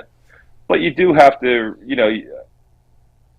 obviously I do want to play some games. Right. I feel like I can do that. But listen, I've also think that I've done a good job where I've been and I haven't played games. I think I've shown that I can be the guy that helps the guy out and helps a team out and helps a locker room out and does all those things. And when I'm called on, I can go do that. But it's not like I'm going to go in and be a problem, even though you know what my mindset is. So yeah, I think each and every situation is its own unique one, and there's probably certain situations where I'd feel comfortable doing that. At the same time, there was a positive this year about not being anywhere. Obviously, the way it worked out was was pretty cool. So. Awesome. Thanks, well, Joe, we really That was appreciate awesome. it. Thank you to your agent, Joe Linda, for helping us set this up. And just so you know, we're not making up the Flacco thing. This was something we made on Yeah. This was previous to the No, Rams that's awesome. game and your first start. I like the Steve, sound take of it full. it. Yeah, I like the sound. Flaccavelli rewinds time. There we go. Joe, we appreciate it. Thank you so much. Thanks, Joe. All right, guys. Yeah, thanks for the memories, All right, buddy. we'll see ya. Thanks for the memories. Yeah, appreciate it. Joe He's Flacco. awesome. See you guys. Yeah, no, he's first-rate guy. Yeah. Comes through. It's the way he handles himself. Yeah. And I don't think he's done. I don't. I saw enough highlight moments in big moments in games to tell myself that this guy can play in the. To your question, yeah, he's one of the top 32 in the world. Oh no, listen, Flacco ain't listen. I'll cut through it. He couldn't say it. I'll say it for you. Flaccavelli still think he can start, bro. He ain't playing no games. He's trying to go start for somebody. I think he can too. He's Sounds in like a he wants to tricky be a starter. spot that a lot of older quarterbacks are. Is he one of the 32 best quarterbacks in the league? Yeah. But the problem is he's close enough to the bottom of that 32 that teams would rather go with a young guy. If I'm Carolina, I'm bringing him in tomorrow. Here's what his role is going to be: a starting quarterback who's a bridge to the future. Yeah, but they're not going to go backwards and not start the guy. I'm just saying, Yeah. I saw enough out of Bryce Young to know that he is not ready. Now, there are some guys that are ready, and you wouldn't want to bring him in because I think he could stunt someone's growth. However, and I would give up on Bryce Young. He's 5'10". But maybe there's a team that drafts a quarterback this year that thinks he needs a mentor. He needs to learn how to be a pro, like Baker did. I'm about to say the Commanders. The Commanders. The Commanders are another team. Like, we don't know. But again, Hal played for a whole season and had moments. Maybe it's a guy who's not currently in the NFL, who's going to be drafted highly by a team to be the future, and they're going to immediately say, I'm going to sign Professor Flaccavelli. Patriots are a And possibility. Patriots are but he another also one. said, my sense is the Browns are not going to be high on his list because if Watson's healthy, he's not going to play. Right. Now, Watson's been hurt a lot. And but coming back from his injury is that we don't have a test case. Right, but he talked about the fact that not all backup jobs are created equal. Right. He if he gets an opportunity, he's probably going to choose a backup job where he's more likely to play because there's not a clear starting And it'd quarterback. be crazy not to. Could he So, go back to clock's Denver? ticking. Who's the quarterback in there? Well, they're moving on from Russ. Yeah. He could go back. It all depends. There will be teams next year that get ready to go into the season with a guy that they love for the future, but they're afraid of what's going to happen in the short term. Joe is the perfect tutor to come in and show him how to carry yourself and be a professional. Well, Yeah, I'm but gonna how tell- you I'm gonna tell you one but thing. he may be content to just wait till there's a starting job, whether that's middle of the season like this year. it worked out for him last I'm year. gonna say one Yeah. thing. Joe, if you go back to Denver, you tell them that the only way you will come back is if if they bring Tyvis you back Powell too. come with you. We are a package deal. Let's go back and do They some gonna be like, things. you talking about what's some Y'all seen the tape? Y'all gonna I was see- out of my break before the quarterback had the They ball gonna, out. they gonna be like Tyvis Powell. Yeah, we put you in a media game. Yeah. No. Questions real No, quick. I still got it. See you? I mean, it was like watching ants on that thing. I don't know. Yeah, I didn't know what See that it. was. I'm pretty sure it was a tape from Bedford High School. Y'all are sick. You know that? Y'all need help. We do need help. Yeah. All right, where we going, Mike? Well, here's the play from Tyvus again. This is full screen, so maybe you can see it. a He little out of better the here. break before anything. Oh, that boy is. Caught the ball. Wait, he caught the ball and went for I a touchdown. can't hit the man in practice. We don't even have pads on. Well, Look Is at that you running across the No, field? no, No, I'm he's in the safety. safety. What's okay. wrong with you? Gone. Ooh, he lined up. Well, That's- Olayed him. Listen, But guess listen. what? That's night right You there. was not What supposed- what Steph Curry do after he hit the game winner? Night. Tyvus, Look, that's look like night night right there. Tyvus, you showed that way too early. Why was you creeping? What you mean? I want you to stay middle field and then break on it. No. See, it's all about No creep. So as safety, it's all about reading your quarterback. So what I did was, and initially safeties line up at about 15 yards. for that play in particular, I lined it up Unless at you're Greg 20. Williams. You know why I lined it up at 20? Because Peppers told you to. No, I lined it up at 20. Williams got his Listen, no, this ears is serious. I lined it up at 20 on that play because I said to myself, I'm not backing up. I'm not taking no read steps. I'm flat-footing this whole thing. And as soon as he come out of his read, I'm taking off. So as soon as he took his drop and he hitched and that shoulder went like this, gone. I'd have loved to be in. I'd love being. See that right there? That right there is how you go from getting a PBU to getting a pick six. It's little things like that. He literally said this to somebody in the locker room after it was done. You literally had this conversation. This how you got to do it. I was already listening. But you didn't get the pick. How much was the defense talking, Tyvis, about, man, Drew Lock sucks? Well, that wasn't Drew. No, actually. So this is the thing. Back when Joe got injured, and Drew Lock ended up getting hurt at some point of that year. So when I got there, it was Brandon Allen was the starter. Oh, wow. So you read his shoulders. And they beat the Browns, by the way. That's right. They did. They did. That guy with Brandon Allen. Yeah, so Brandon Allen. One of our many highlights. I was sitting there at this time. This is what, my third or fourth year in the league.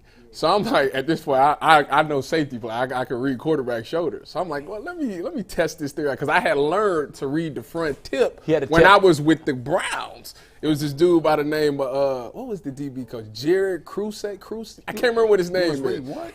His shoulder tip. The shoulder tip. Okay. Like it's like a pitcher tipping his pitches. Yeah, shoulder. The quarterback had That's to not tell. what he was thinking about there. He was thinking about a pause. It was borderline. No. I said shoulder tip. I didn't say just tip. I said shoulder tip. That was the first time. Yeah. You heard what you wanted to hear. That's your own problem. Anyways, I was putting that theory to test in Denver, and it worked like a charm. Now, if it worked, shouldn't you have, because you read it and got such a great break, shouldn't that have been a pick? No, because see, this is the thing. So this is the thing. Ty's just messing with you. I know he is, but I'm trying to educate him a little bit. The thing is, in practice, you got to find your sweet spot. So what I learned is 20 is a little too far. You got to be about 17. Oh, so you were too far away to get 17 to the ball. or 18 would have put me right there to undercut it. By the way, good news. But you got to test it in practice. Some things, a lot of people don't know about. Good news. You got to test your reins in practice. The Steelers have hired failed Falcons head coach Arthur Smith as their OC. Really? Yes. Wow. Is he a good OC? That's horrible. He was decent in Tennessee. Look how awful he was in Atlanta. Well, but you know what, though? The list of OCs that were effective, that were debacle head coaches, and DCs, it's long. It's hard to do it, and I love what Joe said. But he was terrible as a play caller in Atlanta, and he had all kinds of talent. Here's what I love, though, about what Joe Flacco said. I thought he gave us insight on that and the analytics. On the OC was fantastic. But the OC was enlightening to hear him say that. And I've always heard guys say, when you're the OC, that's a 65-hour-a-week full-time job. Whether you're the head coach or not, you still have to be the OC. So in Atlanta, where, I'm just guessing, where Smith got buried was with all the other stuff he had to do. You're the master to all, and you're good at none of it. Well, but he said that the OC that's in name is doing a lot of that other stuff that the well, what he said was, when you're the head coach that you call the plays, it's really difficult because you're still the OC. You're calling plays. That's where your thrust is. And he said, you're getting pulled in a million different directions. How do you have time to sit in on the DB meeting? How do you have time to sit in on the linebacker meeting? I don't think he brought it up as a negative. I didn't take it that way. I don't think he was saying it shouldn't be done. But I think what he said was, in most situations, the offensive coordinator calls the plays. So when the head coach, in his career, it's been the case. So when the head coach takes on that responsibility, you can see he's getting pulled in a million different directions. Some people can multitask and do it, and I think in Smith's case, he couldn't. No, he was obviously overwhelmed. not. Definitely could not. We're going to move on, and Bull, you're going to help us lead this next one after a quick word from Game Time. If you're trying to go to the Cavs-Pistons game tomorrow and you need some last-minute tickets, there's no better place to find them than GameTime.co or the Game Time app. Don't worry about buying tickets for your next big event, whether it's a sporting game, a music show, a comedy event, a theater performance, anything near you, it's on the Game Time app. And the best part about the Game Time app is they have the Game Time guarantee, which means you'll always get the best price So if you find tickets in the same section and row for less, well, Game Time gives you a credit for 110% of the difference. You can take all the guesswork out of buying tickets with Game Time. Just download the Game Time app, create an account, and use promo code LOCKEDON for $20 off your first purchase. Again, just create an account, redeem code LOCKEDON for $20 off. Download Game Time today. Last-minute tickets, lowest prices guaranteed. Bull, you brought this up. Oh, by the way, Mike, I'm giving you an A for that commercial read. Thank you. You fell short of an A+ because you said sporting games. That didn't sound natural. Yeah, that was definitely not the right verbiage. But still use Game Time. And you could have hyped it up by saying Darius Garland's return. Yeah. Anyway, So, sorry to sidetrack. So, Bull, Yeah. I'm going to let you lead this because you actually brought this topic up to us a couple weeks ago. We haven't done it yet. But you said, or you asked us in a pre-show meeting, is Joe Flacco on the Mount Rushmore of recent, relatively modern-day Cleveland athletes who will never have to buy a beer in the city for themselves again? And my point was, by the way, and I don't know how everybody picked this, I was talking about guys that are a little off the beaten path. Like obviously not LeBron. Yeah. Obviously, not LeBron would never have to buy a beer, or Jose Ramirez. But those guys are boring. They're the superstars. I'm talking about the guys who are not the lead dogs of a team. Flacco became that for a few weeks, but in general, he hasn't been, right? So I'm talking about guys that gave you a moment or gave you a few moments or were the second or third or fourth guy on a team that led you to some success. That's how I was like thinking Matthew about it. Dellavedova. Exactly. And he is on. Let me give you mine. Can I give you mine, Mike? Yeah, Bull, I was going to say, you give it. I don't know if everyone else made their own list. No, these guys. I can think they of got their some hands up off their the top. asses. Rajah So, Bull, give Davis. us your list, and everyone else you can chime in, All right. add on, and then we'll talk a little Amani Bates for G. Bush. So here's my guys on my Mount Rushmore of modern guys. Amani Bates is going to be on G's list? No, Amani Bates, you're talking next. Oh, Talking about okay. Amani I said, Bates. man, I you heard misunderstood what- that you heard what assignment. He just turned wanted 20 to- years old. Do not buy Amani Bates a beer. That's illegal. You're trying That's to very set him illegal. up. So my guys in recent times that are not big names to make my list of Mount Is that a Rushmore. prerequisite? They had to not be like a No, super that's name? how I. That's, Oh, that's I how- just wanted to do it that way. Okay. So, No, So Matthew, an unsung Mount Rushmore. Yes. yeah, one of the guys I guess is more sung than the others, if you will. But Matthew Dellavedova is on my list. Okay. I mean, the guy J.R. Smith, who's also on my list.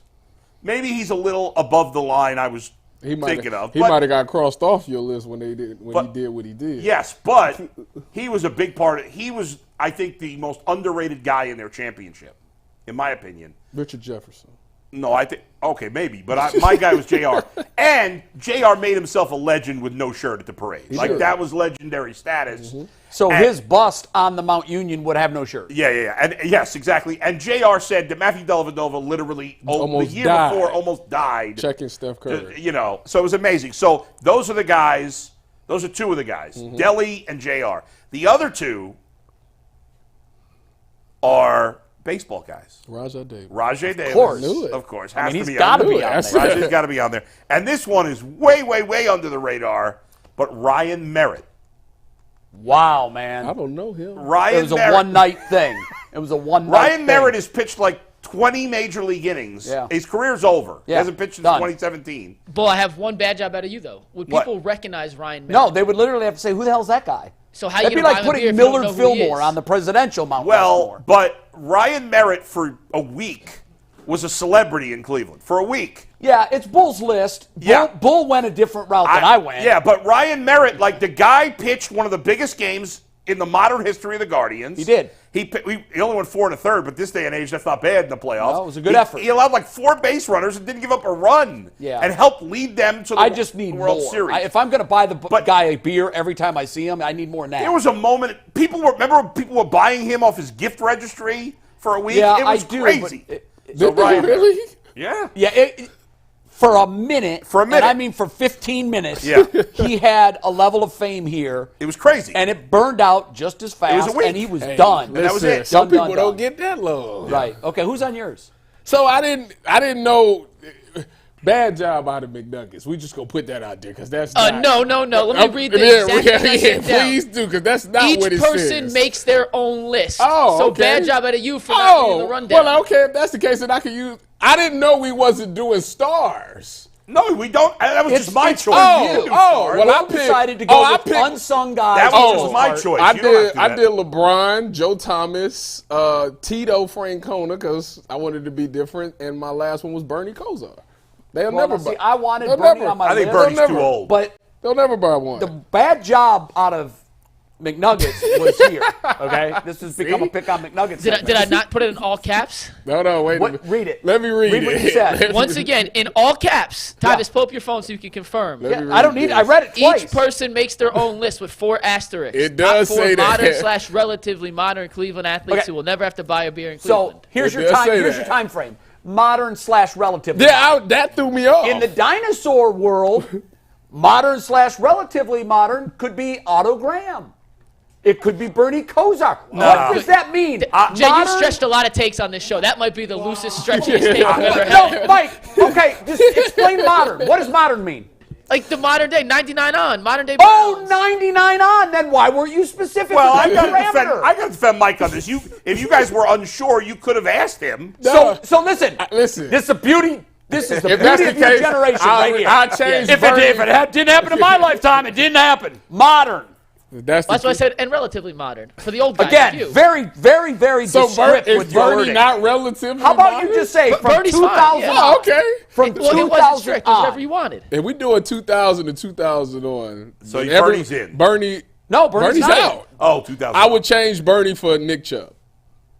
See, Nick Chubb's a great one. I think yours exactly what mine is. Chubb instead of. You had Tito on there? I had Chubb, Tito, LeBron and Joe Thomas? LeBron, and Joe Thomas. Because I'm going, here's the thing. It's Mount Rushmore. Yeah. You want people to come and see it. You want people to spend money. I was close to putting Baker? Rajay Davis. Oh, For me, it was between Rajay Davis and Tito.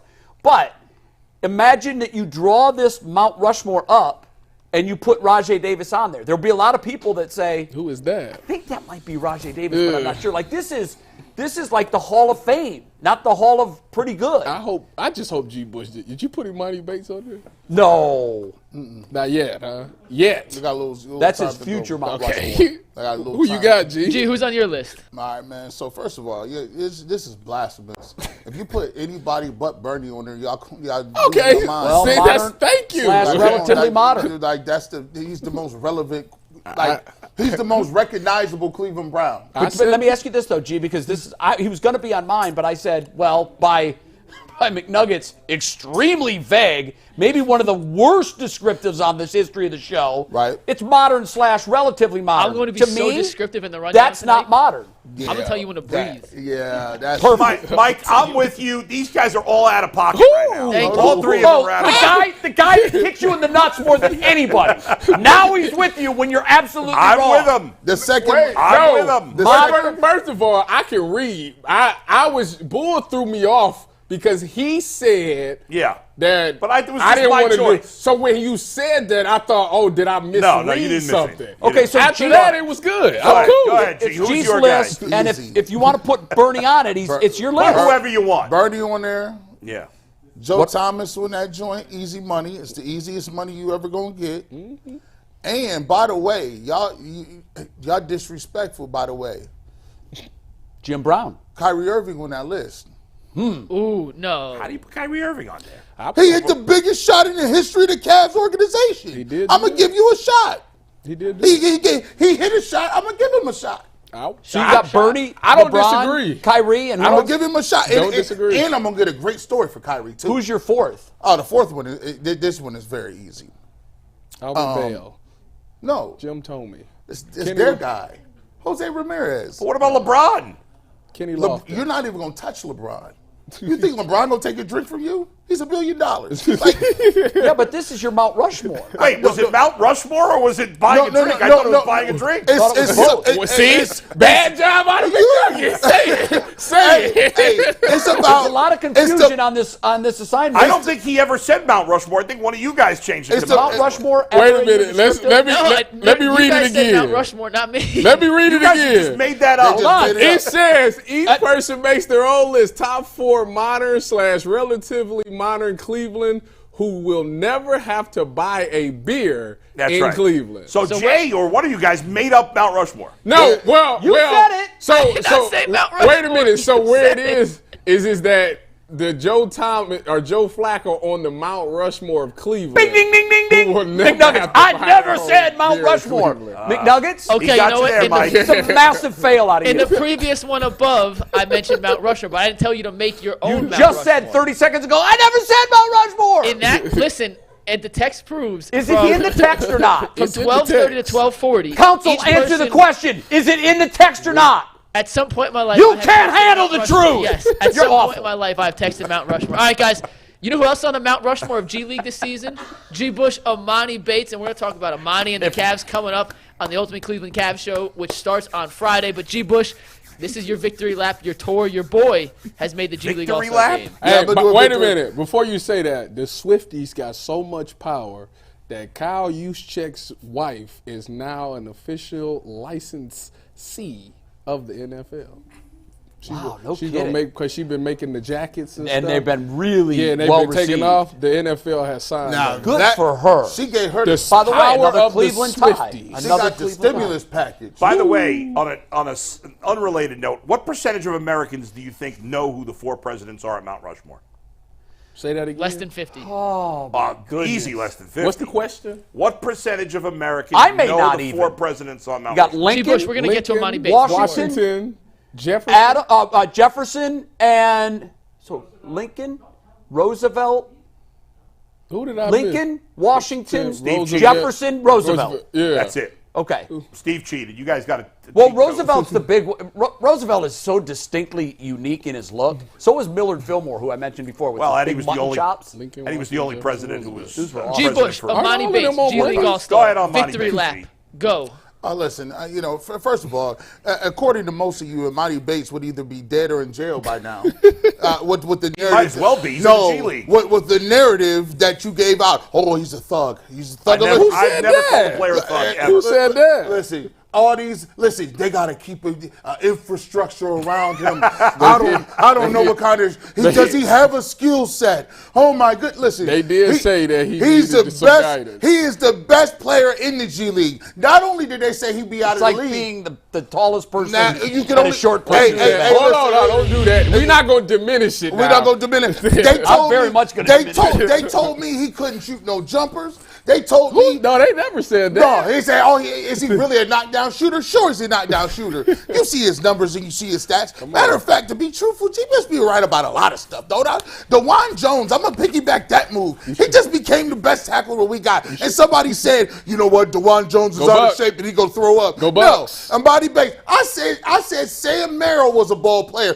G. Bush is summer league. No one watches summer league. Well, watch him shoot 45% in the league on boys. Best and shooter on the Cavs. Greg Porter Jr. These guys will never see the light of day. He started meaningful games for them. And guess what? Amani Bates is on a 2-year deal or 2-way deal. He got 50 games he can play for the Cavs. The man is a knockdown shooter. Hey, 4-5 threes a game. Listen, if Evan Mobley ain't gonna take it, we might as well get We'll have somebody out Amani there. Bates shoot for him. So I hate to really piss all over your victory parade. You can't do that. How? It's But I'm going to read his. Listen, Sound like something a hater hey, would do, G. listen, nobody was bringing Sound like him in to somebody- dominate the G League. Oh, yes, they were. No, they weren't. Everybody said. No, they weren't. It's a stepping stone. Everybody said, listen, if this kid's still in the league in 6 months, it'll be a miracle. Okay, so It's a I'm going to stepping- read to you his stepping NBA stone. stats. Are you ready? He's played 10 games, by the way. He's played 10 games. I already know. I memorized them. Yeah, they're not good. 1.6 points a game, right? Oh, no. What are you averaging? No. So he's averaging 1.8 points. Let's not short him. Okay. He's averaging a rebound a game. Okay. He's averaging less than an assist per game. Okay. This is where I have a real problem with. Okay, it. look. His field goal percentage Okay. is 24%. Can we talk about sample That's size? Let me field- forget that, Jay. His 3-point percentage Let me- is 25%. Let me talk give you a about better sample example, size, guys. No, give me an example. Let me give you this. Mike, you're the most knowledgeable basketball fan in this room, I would say. Is that fair? That's very fair. I hope so, yes. Or is it Earl? I mean, Earl's a big time basketball fan. I give the nod to. Are you saying Earl- that just because he's black? Earl can't. No, I know he's a fan, no, I but know Earl he's- can't dribble. Earl can't dribble between his legs. Just because Mike you can't played play college basketball. You've been out. The nod goes to Mike. We need to stop Okay. that because that's not. G, that was good. G, that was All right. Earl's cracking up. You can't Mike see it. and Earl, okay? What do these guys have in common? You ready? Ron Howard, Otheus Jeffers, Tim Frazier, Jarnell Stokes, Vander Blue, Lorenzo Brown, Chris Boucher, Frank Mason, Paul Reed, Traveling They Queen, were all MVPs of the G League. and Carlick Jones. They were all G League MVPs. Last decade. How many of those guys have an I think there's only one. No, I think there's one. Paul Reed is currently hooping right now for the 76ers. Minimoski. He's on the roster. But yes, Chris Boucher's an okay player in the NBA. Vander Right. Blue is a pretty good player in You college. can just, you know what? In The college, rest, I mean, you can just ask Mike. Mike, B-ball Paul is legit though. He can play. in general, the G League. It is maybe of all the sports, because there's no really minor league for the NFL. It's college football. But of all the sports that have a feeder league system, that is the one that, for me, I value the absolute least. What you have on any given night is 10 different guys running around a court with 10 different objectives, all trying to get the eyes of an NBA team. So let me give you an example. He's a good G League player. I'm going to listen. I'll give you that. Mike Wait, hold on. McNuggets. Mike never answered the question. Are any of those guys any good? Go ahead, Mike. I mean, like I said, Paul Reed is a legitimate rotation guy in the Sixers. Okay. They're serviceable, though. Nobody's a And- star. But there's no star to that group. And Chris Boucher also. Chris Is it- Boucher's a good serviceable. rotation guy. Yeah. Is anybody else, even, any of the other guys even play in a league? Read me the names again. Carrick Jones, No. Traveling Queen, sounds made up. No. Frank Mason. Traveling Queen. Frank Mason was Well, really you're a good college basketball player and your See- nickname's Traveling. See, but they telling on themselves, Tybus. What? That because you read names of people that play in these other G League games. But if you were watching the G League and you was watching Summer League, I gave you 3 examples of guys that was on the Cavs team that are contributing this year. What are you wait doing? a You second. get credit for Porter and Merrill, 100%. But it shows you Yeah. what happens when you give a guy an opportunity and you put But him through wait the a system second. and you develop. But you haven't been vindicated on him because he hasn't done anything in the league. Because he hasn't played in the games. Because he's not good enough. Oh, here's the thing. Right now. Well, here's Right the now. thing. If I could give you 3 names of guys that are contributing to a team that's 5th in the NBA, 4th in the NBA, don't even put his stats up. You put me. Well, those Merrill- guys are now done contributing because Put me Merrill stats up. See, this is ridiculous. Put me Merrill stats up. This is ridiculous. Because he's one of the best knockdown shooters in the month of January. In the if G you've League. been watching, In no, the G League. Sam Merrill in talking real about life. Oh, you're talking about Sam not Merrill. anymore Okay, though, yeah. G. He's In not- real life. he played 6 minutes last night. That's why No, Mobley came back. He played 7. Thank Let's you keep very it much. clear. 7. Yeah. Let's keep it clear. Well, that's probably Sam more Merrill likely on what the he's going to see season, moving G's forward. averaging 8.5 points, 42% from 2, 42% from 3. 42% for He's 3-point. you know what he is? He's a really good role player. But guess what? He's going to be an off-the-bench 3-point shooter. What did you expect I'm from the giving G you League? that. But G, I'm giving you credit for that. So- That was a good call. And So, for hold on. Porter, too. So here's what I'm going to say. Yeah. Again, you know what translates from G League to NBA? Shooting. Jump shots. Shooting. But didn't all these Yeah, but other G's guys shooting shoot jump shots? 24%. Hold on, watch this. Who? Sam Merrill went from there boy to here. Amani. It's translatable. He went from there lighting people It's up only been- to he's lighting people up now. It's only been not, 10 games. And it's not against. 24%, And listen, and it's 10 not games. against. It's That's against a the field goal Milwaukee percentage. Bucks. You It's can get- against top teams. Merrill? Yes. That's a fact. It's I'm not quiet. making it up, Ty. I'm just. I mean, Jeremy Lin lit up people for a couple of weeks, too. Everybody ain't a superstar. The reality of it is, Yeah. Amari Bates has a skill set. Is he the greatest person in the world, like in terms of all-around basketball players? No. But the skill set translates. When Amari Bates can shoot now, he can shoot in the league. He's shown you that. Go back and watch. Look at some season games. He Here's just a hasn't done it yet in regular season NBA games. He's 5 of 20. Small sample size. That's fair. But Yeah. I don't think what he's done in the NBA matters to me at this point. He has played extremely well in the G Yes. League. I'll give you that. Maybe it's going to translate, but to this point, they don't think he's good enough to play in the NBA. We Is did that it, fair? Imani. Hey, Imani, we did it. You hear? don't did it. don't anoint him, because if you do, then he thinks he's made it. He hasn't made it. He's strong Hey. enough to understand that. We got a little NFL news, and then we got 3 super chats, but the last one is awesome, so I want to make sure we got enough time. But Ben Great. Johnson, the Lions offensive coordinator, has informed the Seahawks and Commanders he's staying in Detroit as Good. an OC. Wow. Will not take a head coaching job. So He tripped. I like that. that is a big move in the tricked. NFL. I wonder why he. Why didn't would you want do that? Seattle Also, job. G. Bush, just so you know, Uh-huh. we're going to interview Amani on Monday. It's going to air on Tuesday. So Amani Bates will be a UCSS Come on guest. over here. We just got that locked in. Let me read a couple super We chats. getting big names now. I have a poll result, by the way. Ellie. Black. Gee, I asked. Savelli. We asked the chat, is Amani Bates a future NBA All-Star? 51% said yes in the chat on 300 votes. Even G don't believe that. That's what I'm talking about. So Listen, the chat is with you, G. I got a my couple God. super chats, but the last Brought super to you chat, by the people that swear that the best owner in Cleveland sports is Jimmy Haslam. the last super chat we're going to spend some time on. We got two first, and the last one, the last one's for you, Tyvus, is perfect. Bro. This for Young me? Majestic 3303 says, Jay, the man who hates analytics but is over analytical about everything. No, I don't hate analytics. I think that's the label that Bull has tried to give me. What I have always There's said. a tire tracks Listen, rolling over if Bull's anybody's corpse. analytic, it's me.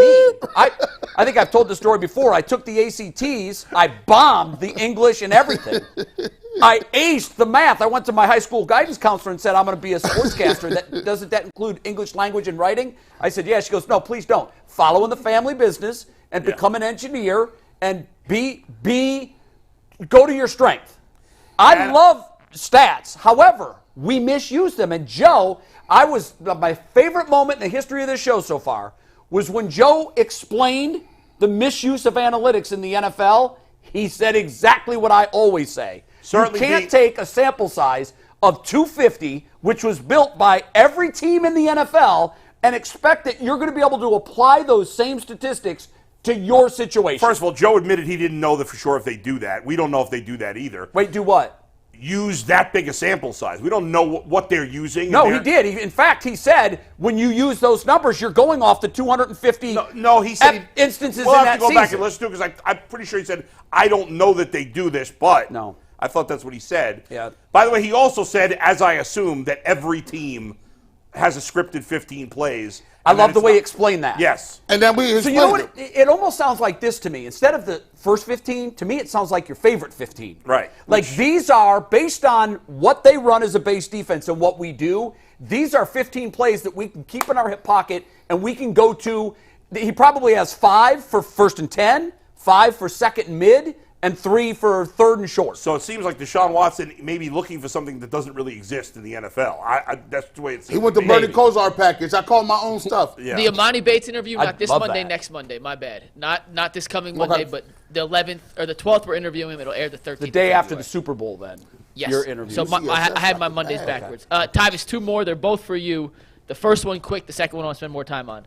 Gucci Garrett says, Tyvus, what are your thoughts as someone who played the game, and some people say the game and sports in general are scripted, like the Super Bowl color theory? Do you believe sports People are that scripted? say that are morons. the only They should thing- be listen, ignored. Tyvus, The don't only- you play around with this. The only thing that's scripted in the NFL is the first 15 plays. There you go.